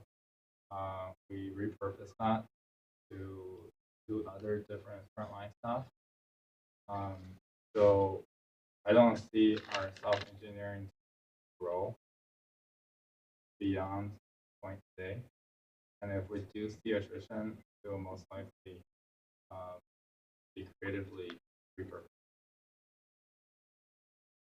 Okay, because every department cannot keep ballooning or we're not gonna be able to make our budget without higher taxes. And the people don't like that. Right. Anyway, so just be sure that you're looking at everything to keep the costs down. Absolutely. Thank you. Counselor Cornelia? Yeah, I'll echo the sentiments that we just heard. I'm hearing all good things, so thank you. And I'm really grateful that you are the director of our IT department. I think this is exactly what we need. It's all good things except for, of course, the cost. But I think that cannot be helped because I live the world and I've seen the subscription services go up insurmountably year after year. Like you said, it's all subscription based. And so I don't see a lot of ways that we can handle that. I just want to mention I'm really grateful to hear that we have an emphasis on information security right now. So thank you for ensuring that that is the case and that we're doing everything we can to be more secure. And I think we're all really glad to hear that we're going to have MSAs for our AV equipment. I think that's great news. So that's awesome. That'll make all of our lives easier. And what's an MSA? A master service agreement. Yes. And that just makes things easier for all of us because then we can call out whenever we need help with our equipment. And then it means that our personnel aren't necessarily the ones taking care of it. We might be for the initial items, but we'll have somebody helping out. So that's good. And of course, getting CrowdStrike on board, I'm good that we'll have a year free. I think that I was wondering what kind of a discount we get there considering their prior year. So that's great. So good for us. We can benefit off of their mistakes. And I think it's really great that we're getting both Azure and M365. So, I mean, the licenses are expensive. I understand why they're the main cost. I was wondering what you were going to say the main cost was. That makes sense to me. I'm wondering if Copilot is in the books at this point, or is that too expensive? Copilot has slowly made it in this way into the government SKU for M365. Our first leap into Copilot or AI, Microsoft side, we rolled that out last week for Teams Premium. So we're diving into this by making it available to a certain group of test group of users for Teams Premium that will allow them to transcribe, summarize, and do a smart meeting companion, essentially. We'll continue to discover more ways that we can lean into intelligence because it is a huge time saver in many instances. So, I've actually been wondering, and I doubt that there's any legislation around this, but I've been wondering how that will fit into our clerk's job. Are we looking at that yet? Just out of curiosity. Abby actually has been using She has? smart AI meeting companion for a while. Oh, right? good. With meeting minutes and stuff. That's good. That's really helpful. Yeah. Best clerk in the land. I'm glad she has it. If I were her, I'd want it. So that's good. And then I'm just wondering, I know of some of the examples of GIS, but there's so many different applications that goes forward. Can you expand on what all we do with GIS in the city? So that is a good question. We don't handle, so IT doesn't manage GIS. We just simply provide the infrastructure database to empower them. So GIS resides with, right? But to my understanding, and I don't think this is very different from city to city, GIS discipline does create layers, mapping, subsurface, and also above the surface. Our interaction with our GIS coordinator, she has helped IT to produce fiber maps. So we're actually a consumer of GIS services. And I know that they also work on Parks and Rec, planning and design, but mostly is.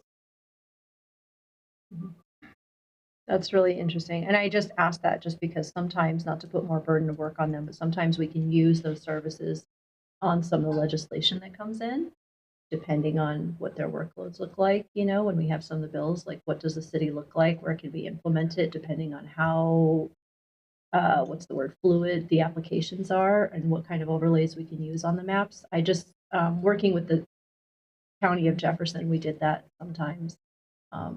With some of the different applications we use, we would just, you know, overlay areas of interest onto the map, and it was really, really helpful.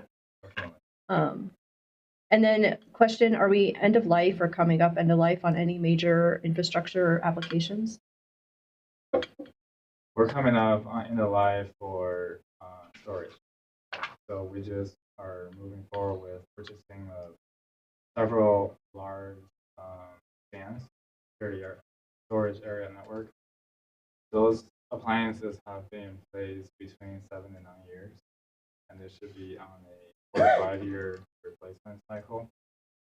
We're experiencing failed drives, just ballooning of drives. We do have a lot of data on premise that are stored, which is why we're pushing users onto OneDrive or personal files, individual user files onto OneDrive into the cloud and feeding it to storage. So that is an area that we're actively purchasing. Okay, I was going to say, and I assume that that's within the budget then already. Yep. And it sounds like you're already doing my suggestion, which is hopefully clearing out some of the storage. Or is our development team also working on consolidating and clearing, and that could save space and money? We are. That lays with the systems team. So for really 8 files that we need to hold on to or we just don't know what to do with, we're looking at cheaper solutions than storing them on disk. We're looking at Heap, which is a tried and true technology. Takes longer time to restore, but it's very cheap and it's very reliable. So there's a lot of. That's good to hear. I think that sounds like it's worthy for our city because we need things long term. I can't see bringing up something for time's sake.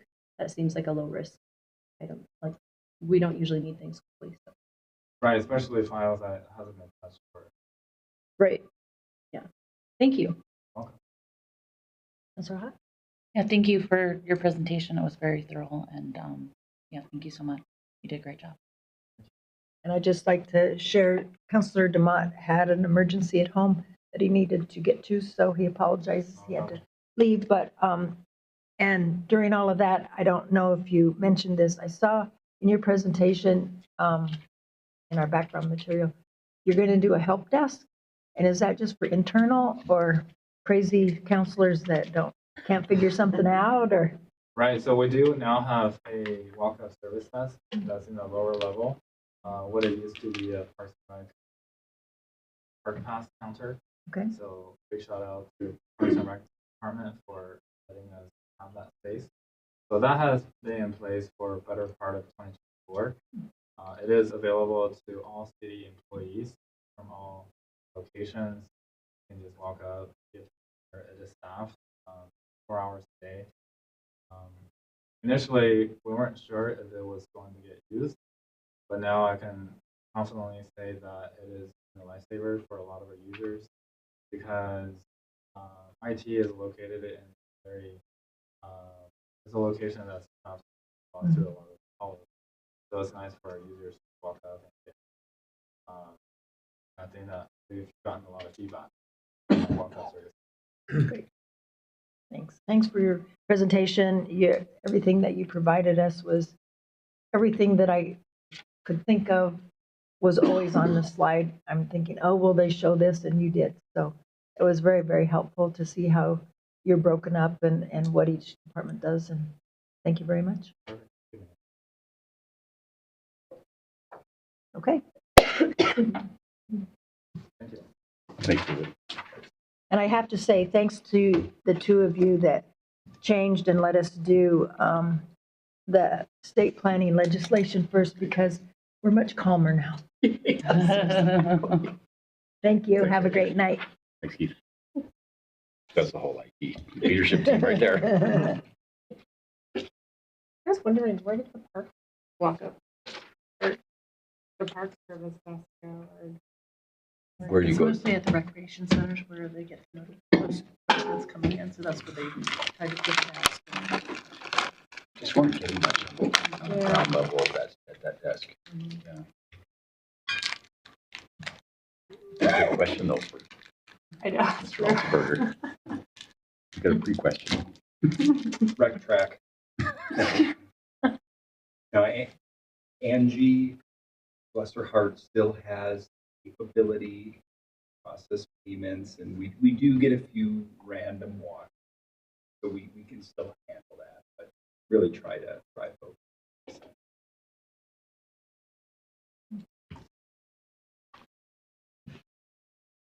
All right. Ready for you. Welcome. Yeah. Thank you.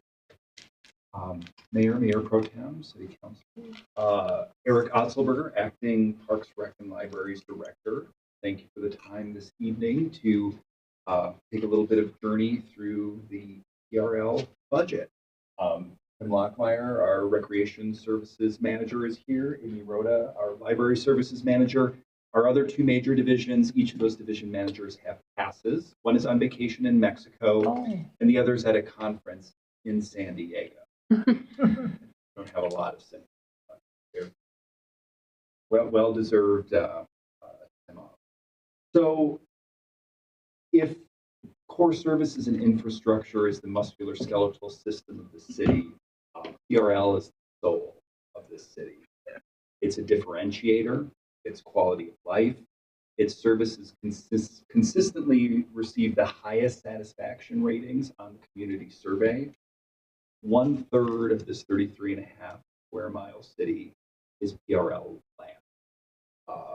PRL is the 3-time winner of the Gold Medal Award. That's the highest award possible to receive from the National Recreation and Park Association. And PRL generates revenue. The last 5 years, the annual revenue recovery rate has been 35%. That's 13% higher than the NRPA national average. It puts the city in the top 25% of comparable jurisdictions when it comes to revenue recovery. The department is large and complex. 4 major divisions, 5 funds, $47 million operating budget, 219 FTE. However, when you count in hourly, seasonal, it's close to 1,000 people in this department. It is a large operation. So Admin is boring. We keep it lean at the top, me and Angie, although now we've welcomed our senior management analyst, Merritt, into the fold. But we really want to put our resources where the services are and where our customers are. So with that, operations, the first of our 4 major divisions. Alex Reeves leads our operations division that has multiple components. Lauren Gladue leads our marketing, special event, and cultural affairs team. And that consists of 2 capable individuals, Leah and Michaela, that run our special events. One jack of all trades, our marketing analyst, Adam, who does so much to support that team and so much more at the city. One graphic designer, Amanda Wood. One cultural affairs person, wonderful Kate Cook, that does a lot of collaboration in the community. And that team, it's about community building, culture, revenue. We couldn't do what we do across the department. That's the department's communications workhorse to make things happen. There's another section of this division is what I call the human services function, and that's led by Kate Scarbeck.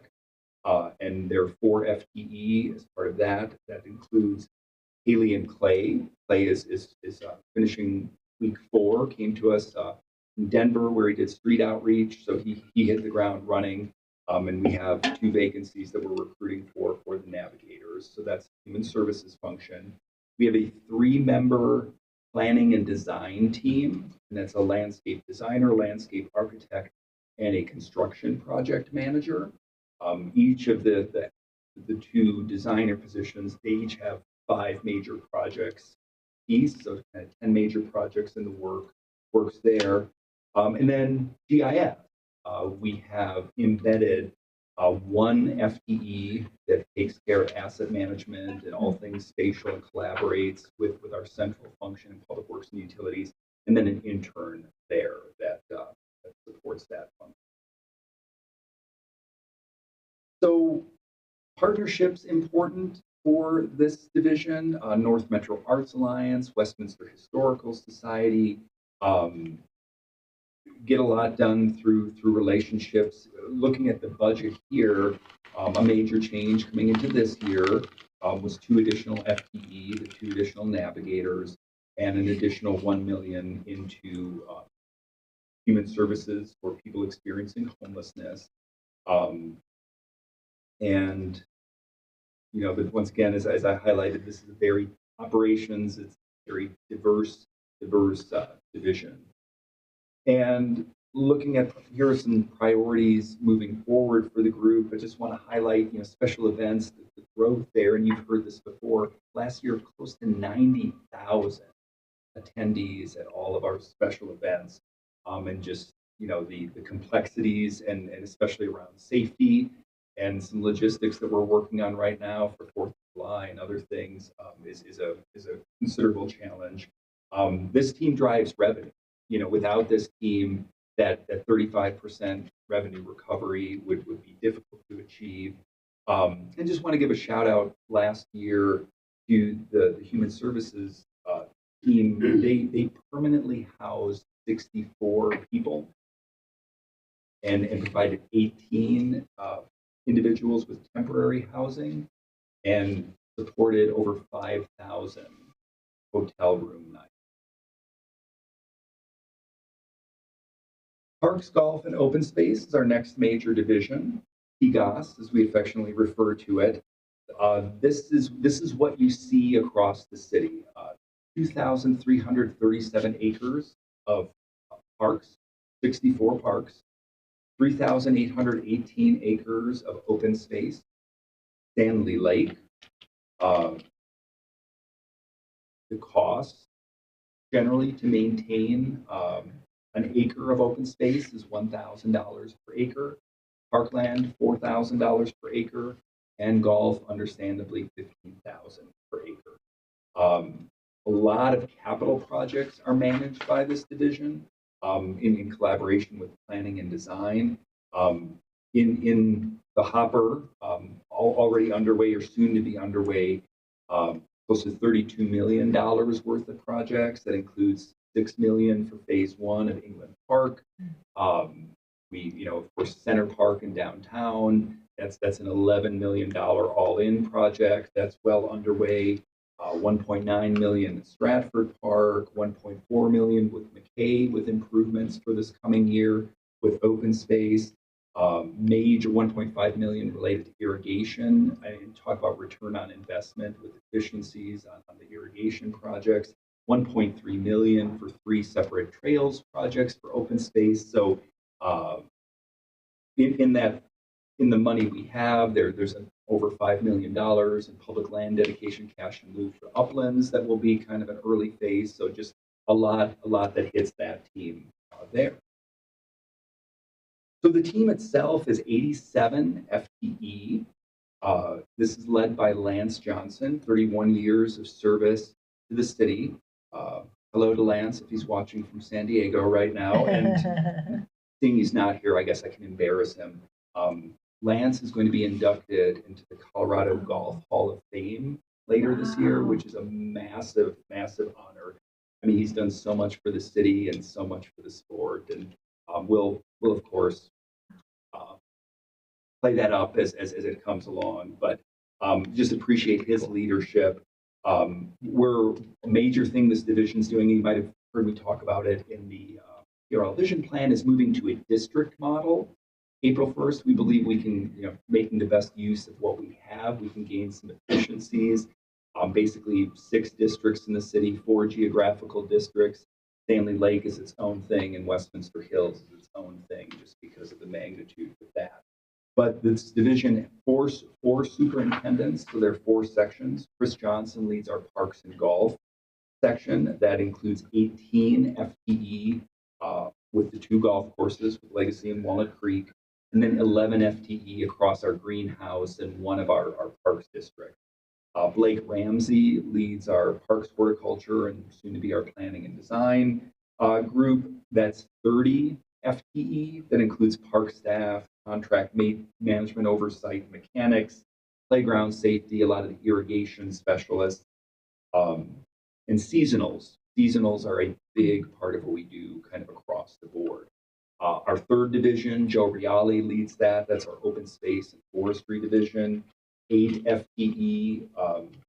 We're existing with open space, and then as part of the 2025 budget, coming out of Westminster Hills discussions, that's where the crew leader and those additional 3 FTE are coming in to make a staff 12 FTE for our close to 4,000 acres of open space, and then 4 FTE for forestry, which is 19,000 trees across the city. Is no small charge for that group. And then Michael Gately leads our Stanley Lake and Ranger team, which is one of the same. That's 5 FTE. And the Rangers, and I'll share some of their successes last year related to encampments on public lands, but they run the regional park, run campgrounds, run paddleboarding. Only 5 FTE, but 25 seasonals in summer season.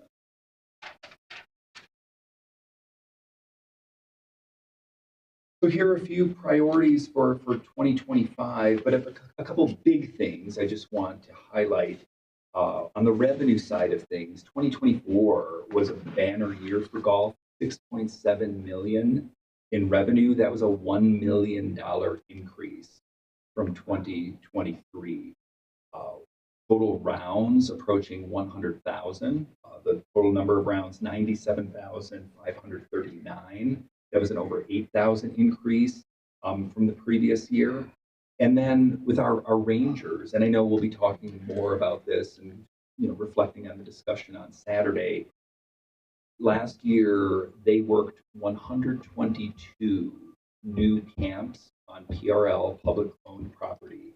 And by the end of the year, they were able to work to collaborate to either move folks along or get them into resources. We were down to 5 active camps at the end of the year.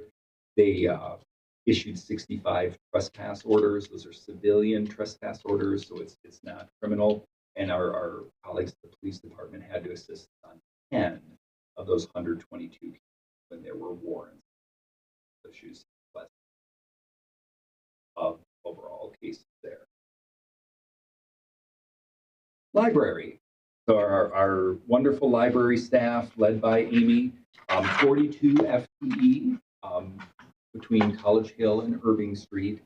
There are 4 sections or work groups. Joel Cuthbertson leads our team at College Hill, and that team consists of 16 FTE. Hila Delgado leads our team at Irving Street. That's 11 FTE. Emily Littlejohn leads our collection management team that works across both libraries, and that's 6 FTE. And Veronica Smith leads what's called our automation services group, and that's 4 FTE, and it's a mini IT department of sorts. It's more than databases. It's 35 separate, distinct, layered. We did process mapping the other week, and it'll make your head spin how everything's connected. And with public facing, the library, and a lot of good partnerships, both with Colorado Consortium and Front Range Consortium, there are a lot of layers. So it's a good partnership with IT, but because of the operational focus and the external focus, it's embedded within the library. So you've heard about Amy presented to you, and you engaged and provided some wonderful feedback on the library master plan that we have underway. This just gives you a sense of budget. We do work really hard with partnerships with Colorado and Front Range consortiums to leverage materials and other things. The team's done a great job implementing some security improvements. We have full-time security now at Irving Street that has helped manage some challenging situations. We've enhanced, with the aging of the community, our larger print collection. We see higher turnover of those materials. So just trying to meet the community where it's at and trying to meet those needs. Couple priorities for 2025. You see our pretty slick library to go van that's fun and effective to get out there when brick and mortar has its limitations. Team's really looking at enhancing materials for underserved populations. This coming year, we're going to start getting into the design for some improvements at Irving Street Library that's creating a distinct teen space, looking at creating more community space. These are modest improvements. There were some more grandiose ideas that I just don't think are in the cards with financial limitation. And then library master plan, which should be before you shortly for final consideration, and just we want to get to work on implementing that, because there's been such a rich community engagement and feedback through that. Then our 4th major division, recreation. This includes 7 facilities, which is City Park Rec Center, City Park Fit, Swim and Fit, Westview, the MAC, Countryside, and Westminster Sports Center. Countless programs and classes, 70 FTE led by Tim Lockmeyer. We have two major sections within that division. One is the Recreation Facilities Group that's led by Superintendent Kira Closer. There are 40 FTE that cover 7 facilities. It's a pretty impressive exercise in efficiency. Aquatics with City Park, with Swim and Fit, with Countryside, and all water features throughout the city. So the rec facilities team, the pop jets and water fountains, whether it's downtown or McFall Park, they take care of that. And there are 13 FTE that are part of the aquatics group because they flex and support not facilities but other amenities in the community. And then the other section is our recreation program section led by Barbara Gudritis. She's a magician with only 13 FTE. As you see in the activity guide, just the bevy of offerings and enrichment opportunities the city has. Quite impressive, always working to get better, and we've had a lot of great feedback through the PRL vision plan and from some council members and mayor directly on some things we can kind of up our game with going forward. But also, hourly, seasonal, hourly instructors, seasonals are a big part of what we do there. So this gives you a sense, just order of magnitude for rec services budget. I do want to give a shout out last year, kind of not dissimilar from golf. The city experienced 1.1 million guest visits. That was the highest ever for all facilities. That equated to $6.2 million in revenues. 100,000 fitness class participants, 2,300 personal training sessions, over 1,000 adult sports teams. So it's not just youth programming. Try to minimize the injuries, not always successful. A lot of great partnerships with this division. Highland Hills, working through an IGA amendment right now on some things. Tim and I are meeting later this week with our colleagues in Broomfield as we're looking at a possible reciprocity rebate program. So those conversations are going on. Great changes going on at the MAC with pickleball, the ever insatiable demand for pickleball. They've made some tremendous progress in the last couple of weeks, and that facility should be ready before too long. A couple priorities for rec services with partnerships. Another interesting thing, how we can support older adults, and I know council talked on Saturday about the aging of the community. There are multiple Medicare-driven partnership plans, Silver Sneakers, Prime, Renew Active, One Pass, Active, Silver and Fit. We partner with a bunch.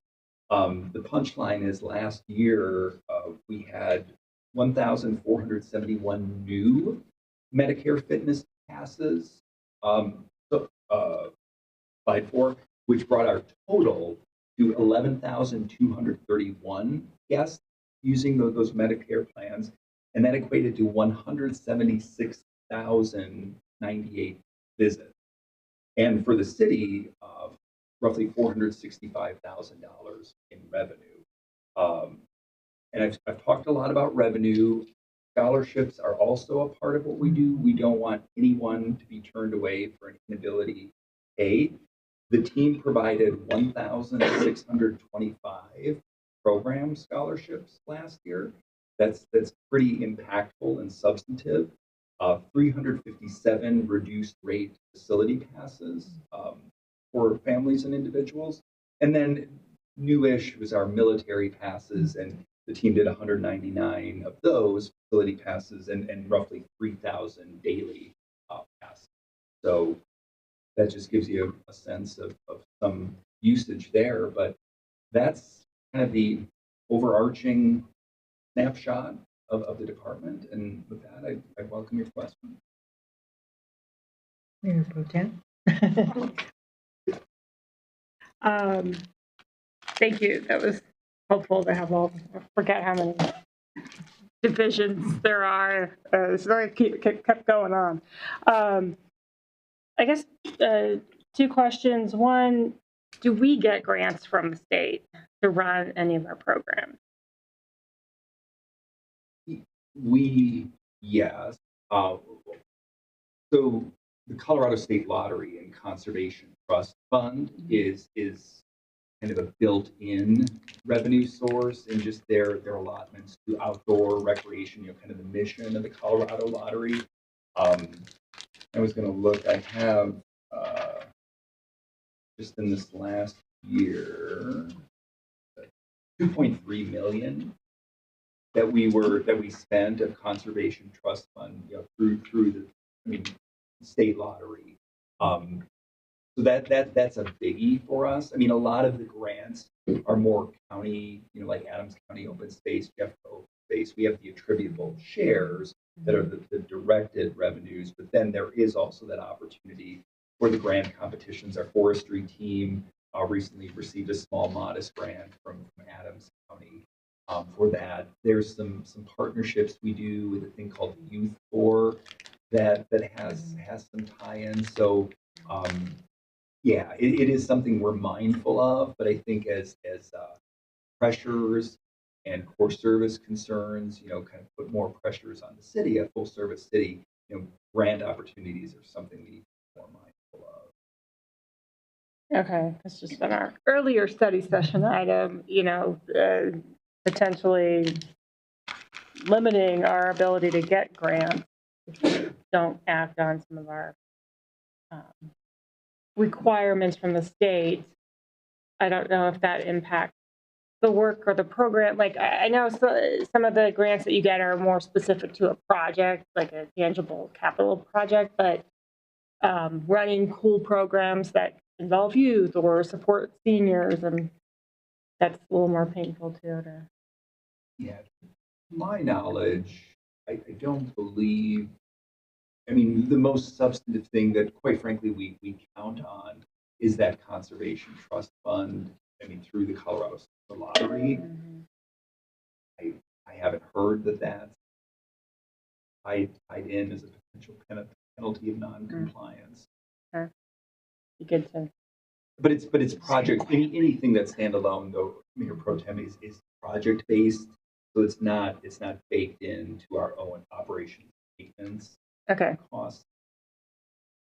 And then the second question I have is just, do we still, you mentioned uplands and the parks that would be developed for that, are those an obligation? I know we're getting PLD, public land dedication funds, for that go towards them, but I'm assuming that's not covering the full cost of the development of the parks. And I can't remember if the developer is obligated to pay for any of that. And then the second thing is, are there other locations in the city where we still are still have parks build or park land? So later this month, I will be talking to leadership from peak development and interest at the uplands, so that right now we have in a dedicated project account $5.2 million of public land dedication cash lieu. There are limitations. I mean, 5.2 million sounds like a lot. Money doesn't go as far as it used to. So I think we have some work ahead of us. We have not, because of workload and because of other current projects, we're anticipating design efforts for what would be the first public park investment in uplands, that conceptual design and design to start next year. Okay.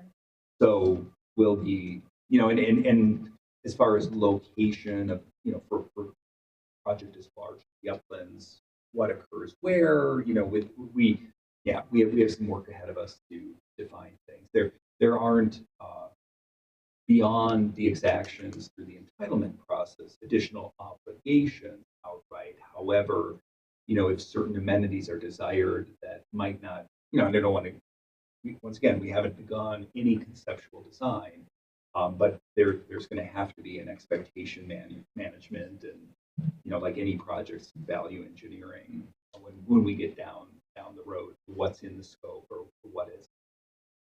Did they have a park development fee as well? They did. So the 5.2 is cumulative? The 5.2 is the public land dedication. Okay. So, the park development fee is something that can help leverage, additional work. So yeah, it's with a project like that, there's going to have to be strong collaboration and coordination, with phasing with the private development and just what happens when. But right now, from a work plan standpoint, we're looking at 2026 to really dig into the meat. Okay. And then your question on other land. So there is roughly over 70 acres across the city on multiple sites that they were exactions, they were actual land, public land dedications that were given to the city that do not have formal designations this time. And right now with our capital program, and England Park being a good example of, we've cobbled together 8 different funding sources to bring $6.2 million. We're working on finalizing construction drawings for that phase 1. it's not a small lift and as we're hearing from the community through the PRL vision plan, taking care of what we have is a priority and important.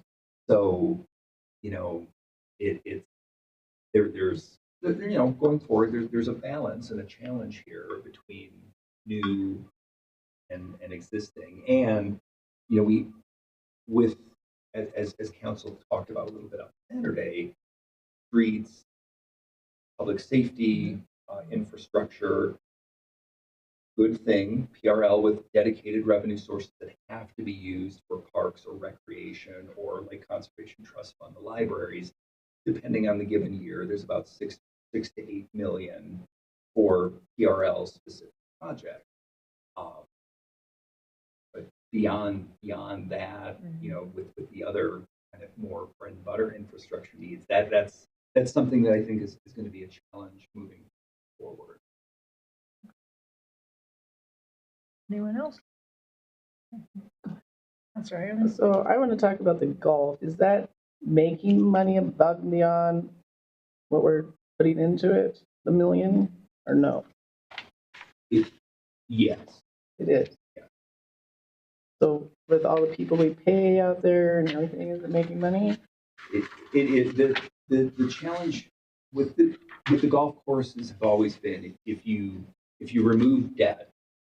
Well, I know that the It's sprinkler close. system is cost us a ton. Mm-hmm. So if you remove the sprinkler system, we'd be making money. Then the cost recovery is close to 100. Okay. All right. The Who's Dog Park, we're hiring a bunch ETFs out there, and what is the cost of maintaining that Who's?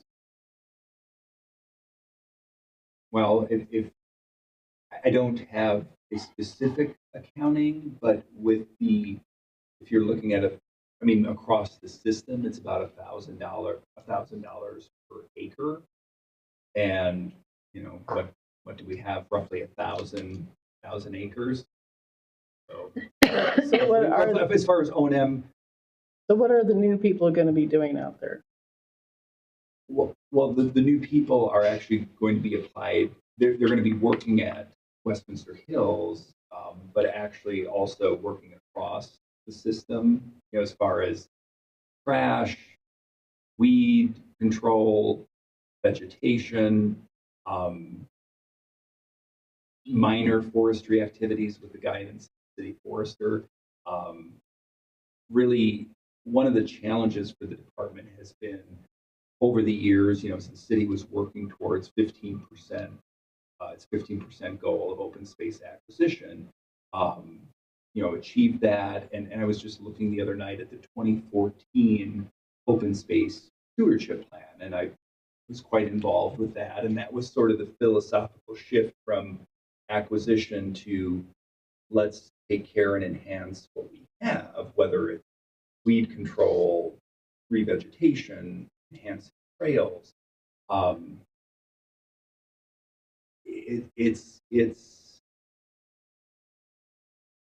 There's just a lot of demands and the user demands too. Just related to waste and what have you. So it's basically taking care of those facilities. So has the Guardians helped with the cost at all? Taking care of it?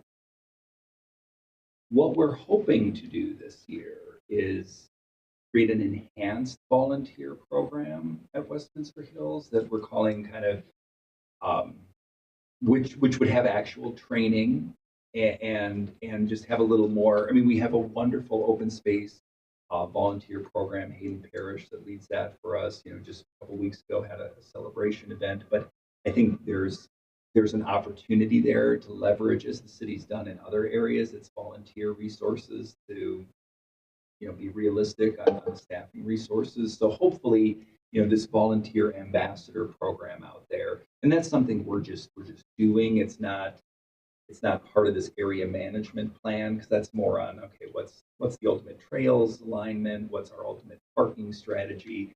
This is just something that Hayden will be doing.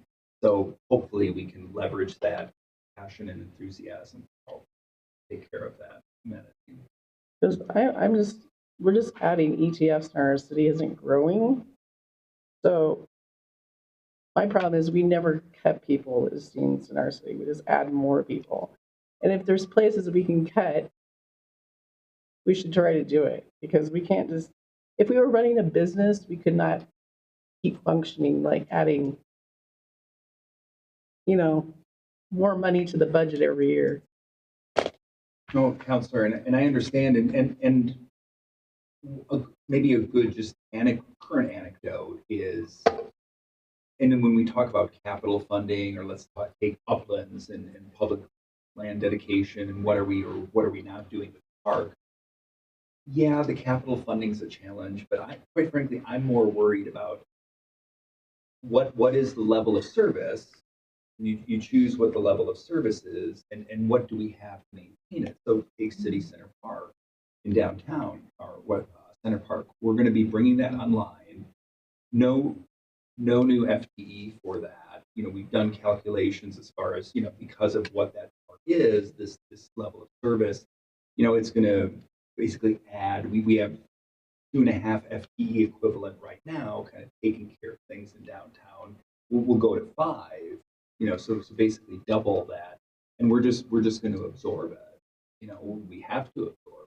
So, but that's where the district, strategies like the district model, where okay, instead of, well, everyone's in their little silo, well, this person does this and they have to, run everywhere all over the city, trying to have teams, an arborist tech, an irrigation tech, folks with this more geographic specificity so we can better manage our resource, because it's finite, period. And then the chief talked about Jefferson County and the other counties sharing the library costs, the homelessness costs. I understand we've been paying in for a library in Jefferson County. Is that true that we don't have? Kennedale? Closest one is at Stanley Lake off of Kipling and 80th. In our So Westminster Nevada. taxpayers in Jefferson County have been paying the Jefferson County Library millage Forever, ever since it started. Yeah, ever since it started, and it's always been a point of contention that the closest location is Arvada by Stanley Lake. It's close to the city border, but they don't have a physical presence.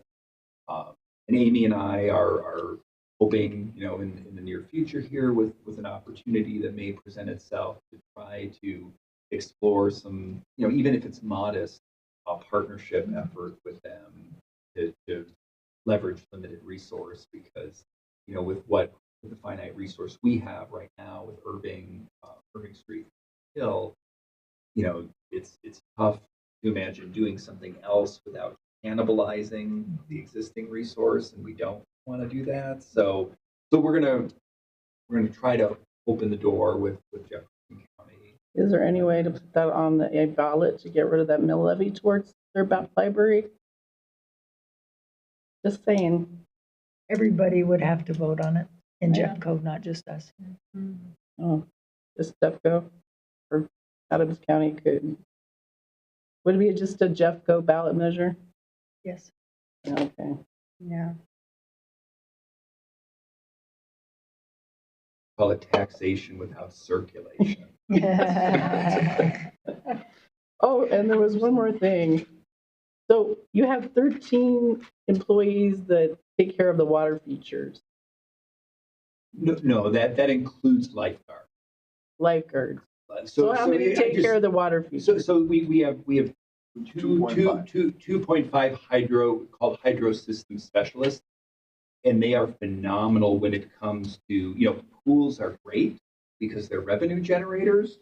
They're also very challenging and expensive from a maintenance operation. So they take care of all the mechanicals at the pools, at city parks, Swim and Fit, and Countryside. But in addition, this sort of, with their expertise, the responsibilities, whether it's McFall Park or downtown, they're taking care of the object, all of it.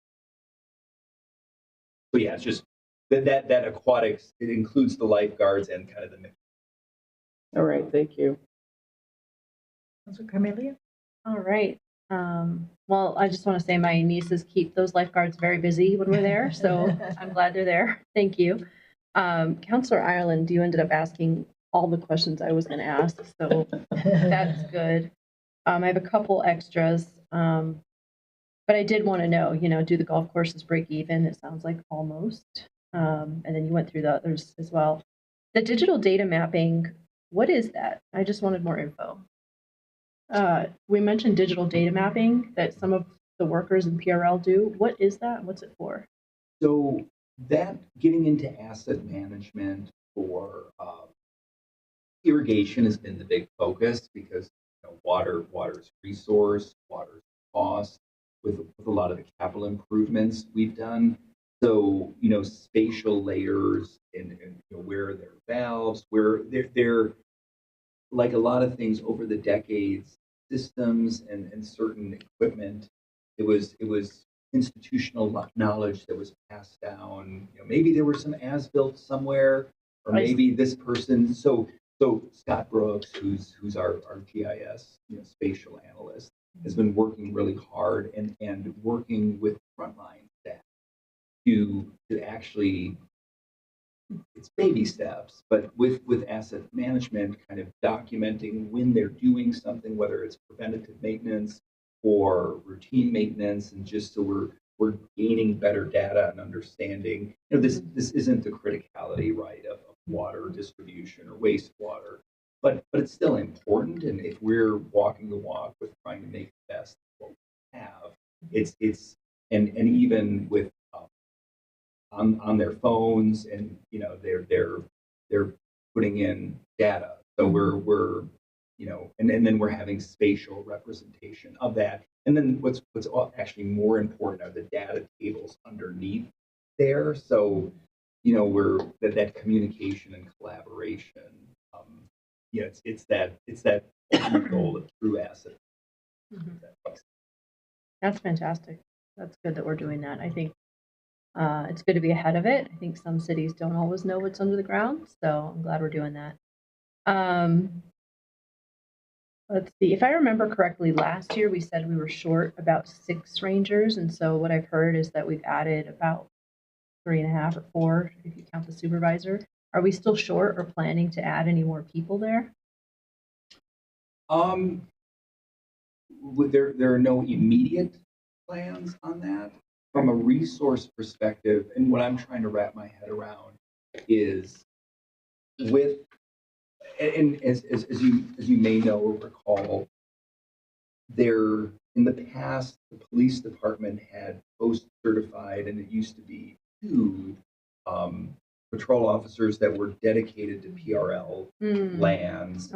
Then that changed, with the Rangers, because Stanley Lake was sort of its own thing, but Paul Newton and Eric Napinski, would traverse the city on their bikes, but with the demands on PD, then a couple of years ago the transition went to the Rangers, and the Rangers, what I'm trying to figure out, they have responsibility for protecting the drinking water storage supply for 3 cities. And stuff happens out there. And so that's a focus. They have to run a regional park with, an ever burgeoning, we're kind of becoming a niche and the go-to for non-motorized, sports, stand-up paddleboarding and things of that nature, running campgrounds, naturalist programs. And then they're the ones, over the last couple of years, pressure releasing for the PD, taking care of encampments. Like I said, last year, that number was 122 new and distinct encampments on PRL public property. So they're, and unlike our other districts, they kind of do their own maintenance, like kind of similar to state parks and things like that within Stanley Lake. So there's a lot placed on that supervisor and team of 5. So that's something I'm mindful of, and just, and Stanley Lakes continues to see growing utilization, which is great. but that puts an added pressure on that team as well. Mhm. So no immediate plans, but it's certainly on the watch. Okay.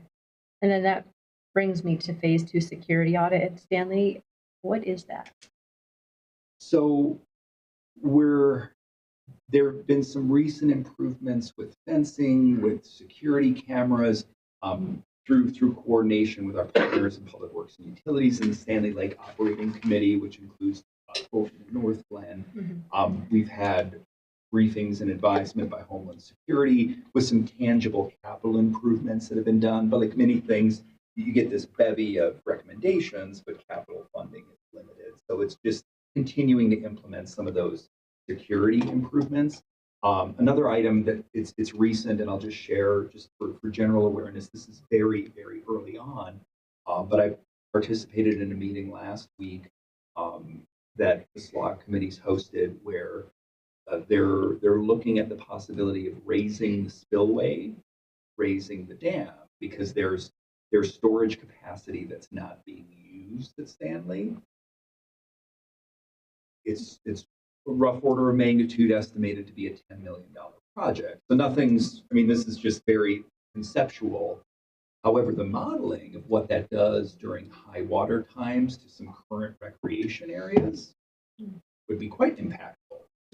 However, the good news, Michael is leading, we were just beginning on the Stanley Lake Master Plan. So it's a good time to be cognizant of this information and factor that into this planning effort, because that Stanley Lake Master Plan will really be, it's strategic, but it'll be tactical for the next decade too. So there's some interesting things, interesting considerations at Stanley. That's exciting. And then the downtown park, just asking about the timeline, what I saw, it looks like we think that'll be finished this year. Is that correct? Can I share that, or is that not quite confirmed? As my engineering mentors over the years, substantial completion is aimed for this year. But I would anticipate some punch list items and some things that will have to be wrapped up probably early next. Okay. But as far as some usability and the majority of it, right? The goal is substantial. Perfect. I'll be careful when I relay that. I've had lots of folks ask about it. So, okay, that's also great. And then I want to, the last bit, follow up with what we talked about on Saturday and also what Councillor Ireland just mentioned. I don't know if it is feasible, but I do have an ask to bring in folks from the county just to talk about, in general, with their human services, what exactly they have mapped out over the next year, over the next 5 years, what their plans are, and so I don't know if we can, all agree on that, but I'd love to talk to them directly in a study session to get a better idea of what they're doing. And then I think that allows us to have that face-to-face interaction and directly ask them, to fill in some of the gaps we're seeing. I think our city manager who meets with those folks can fill you in. I know at the quarterly meeting in Jeffco, I could certainly tell you what Jeffco's doing or not doing. So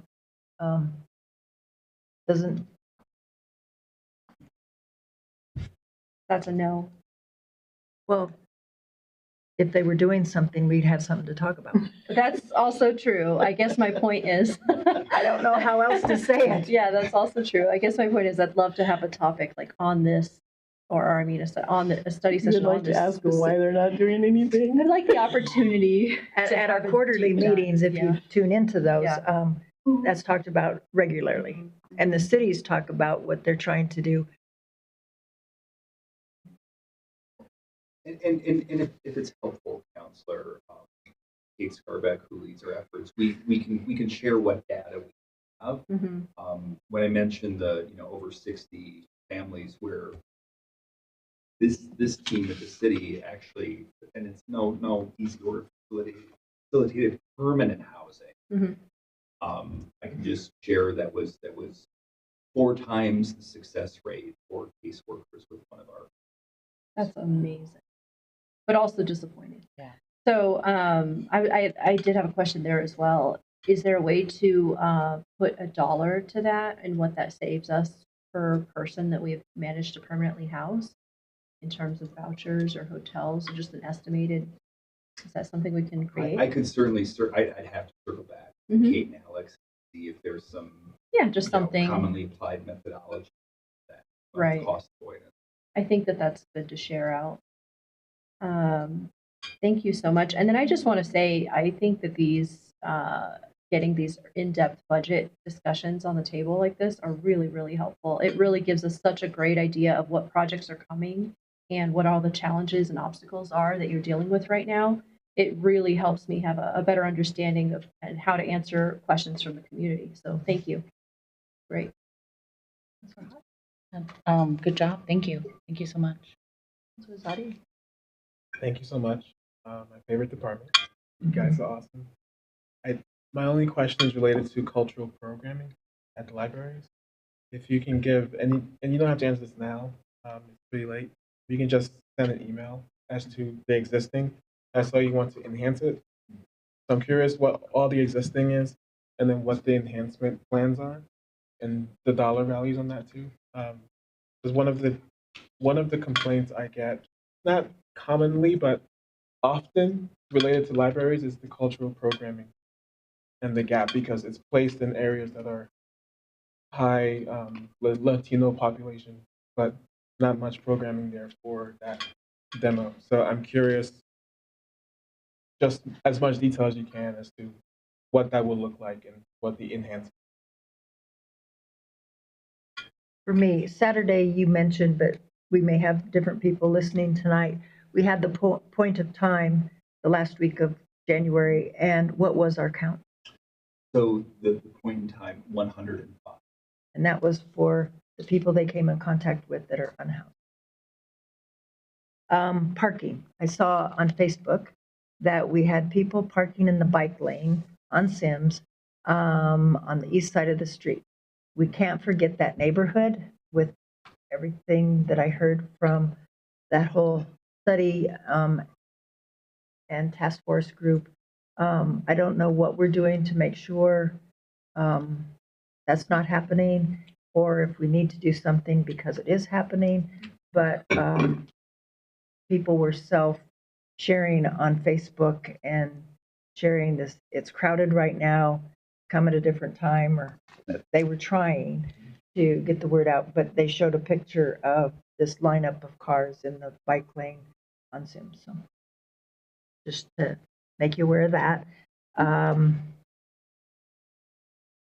I know we have a ton of seasonal jobs, and you don't have to ask me tonight, but I continue to just try to think through for those that want help and for those that may just be paychecks away from being able to get back to where they were or whatever.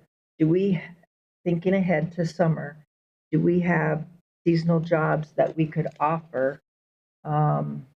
I know downtown they have like daily things people can line up, and so I'm not trying to create a whole new structure. I know there's some things with running some equipment and whatnot that probably you want people that know how to do that, and there's liability, but I just think there has to be some things, and maybe there isn't, but I just need to ask, are there any ways we can help people that want help to have a job and help with their resume or whatever as they're trying to get back on their feet? And you don't have to answer that tonight. That's just a thought. No, and that's good for thought, Mayor, and we can look into that with navigators. I mean, traditionally, I think it's a couple weeks for March 3rd, we do a job fair, and but that's a point in time versus rolling things, so we can invest. And when you talk about pickleball, I have no idea how you do it, what you do it. So I think a great team building for council would be to come over to the MAC and learn. No, dude. We have the guy in the room that can make that happen. Good grand opening. I'll come down and break in the courts. I will bring my tennis racket. Only if we're gonna have matching uniform. That would be cool.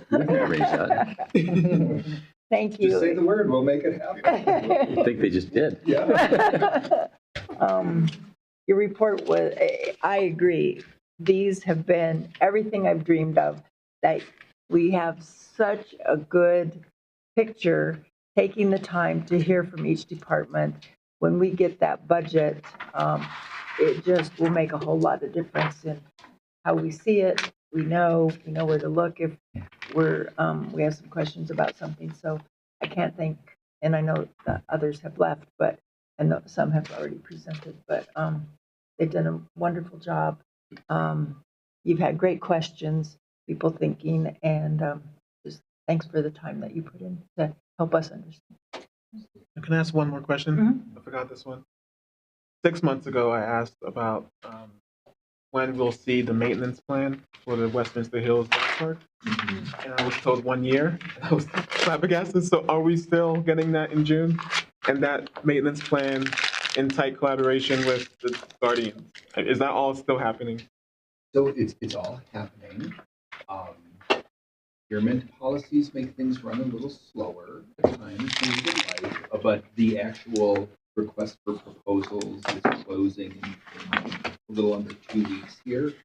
We actually have the 3 major stakeholders as part of this area management plan. It's City Council, the Parks, Recreation, Open Space, and Libraries Advisory Board, and the Guardians. And we're going to have participation with every step of the process and major engagement as part of that work. And that's, figuring out trails, figuring out parking, and just nuts and bolts of how that is going to operate. So when will we see it? Well, we don't have the formal proposals from consultants yet, so we still have to dial in that scope and timeline. We've been working on it this year, but I would hesitate to. So it's no longer the year, it's probably past June, you're saying? Or sooner? Or we just don't know? I would be surprised if it's before June. I think it's going to be. We'll get an update to City Council, though, once the staff has gone through those proposals. I think they'll be able to land the timeline shortly thereafter, and then we can get that back to City Council. Thank you. That's it for tonight. I think that's it, Mayor. This meeting is adjourned. Thanks. Mayor. That is.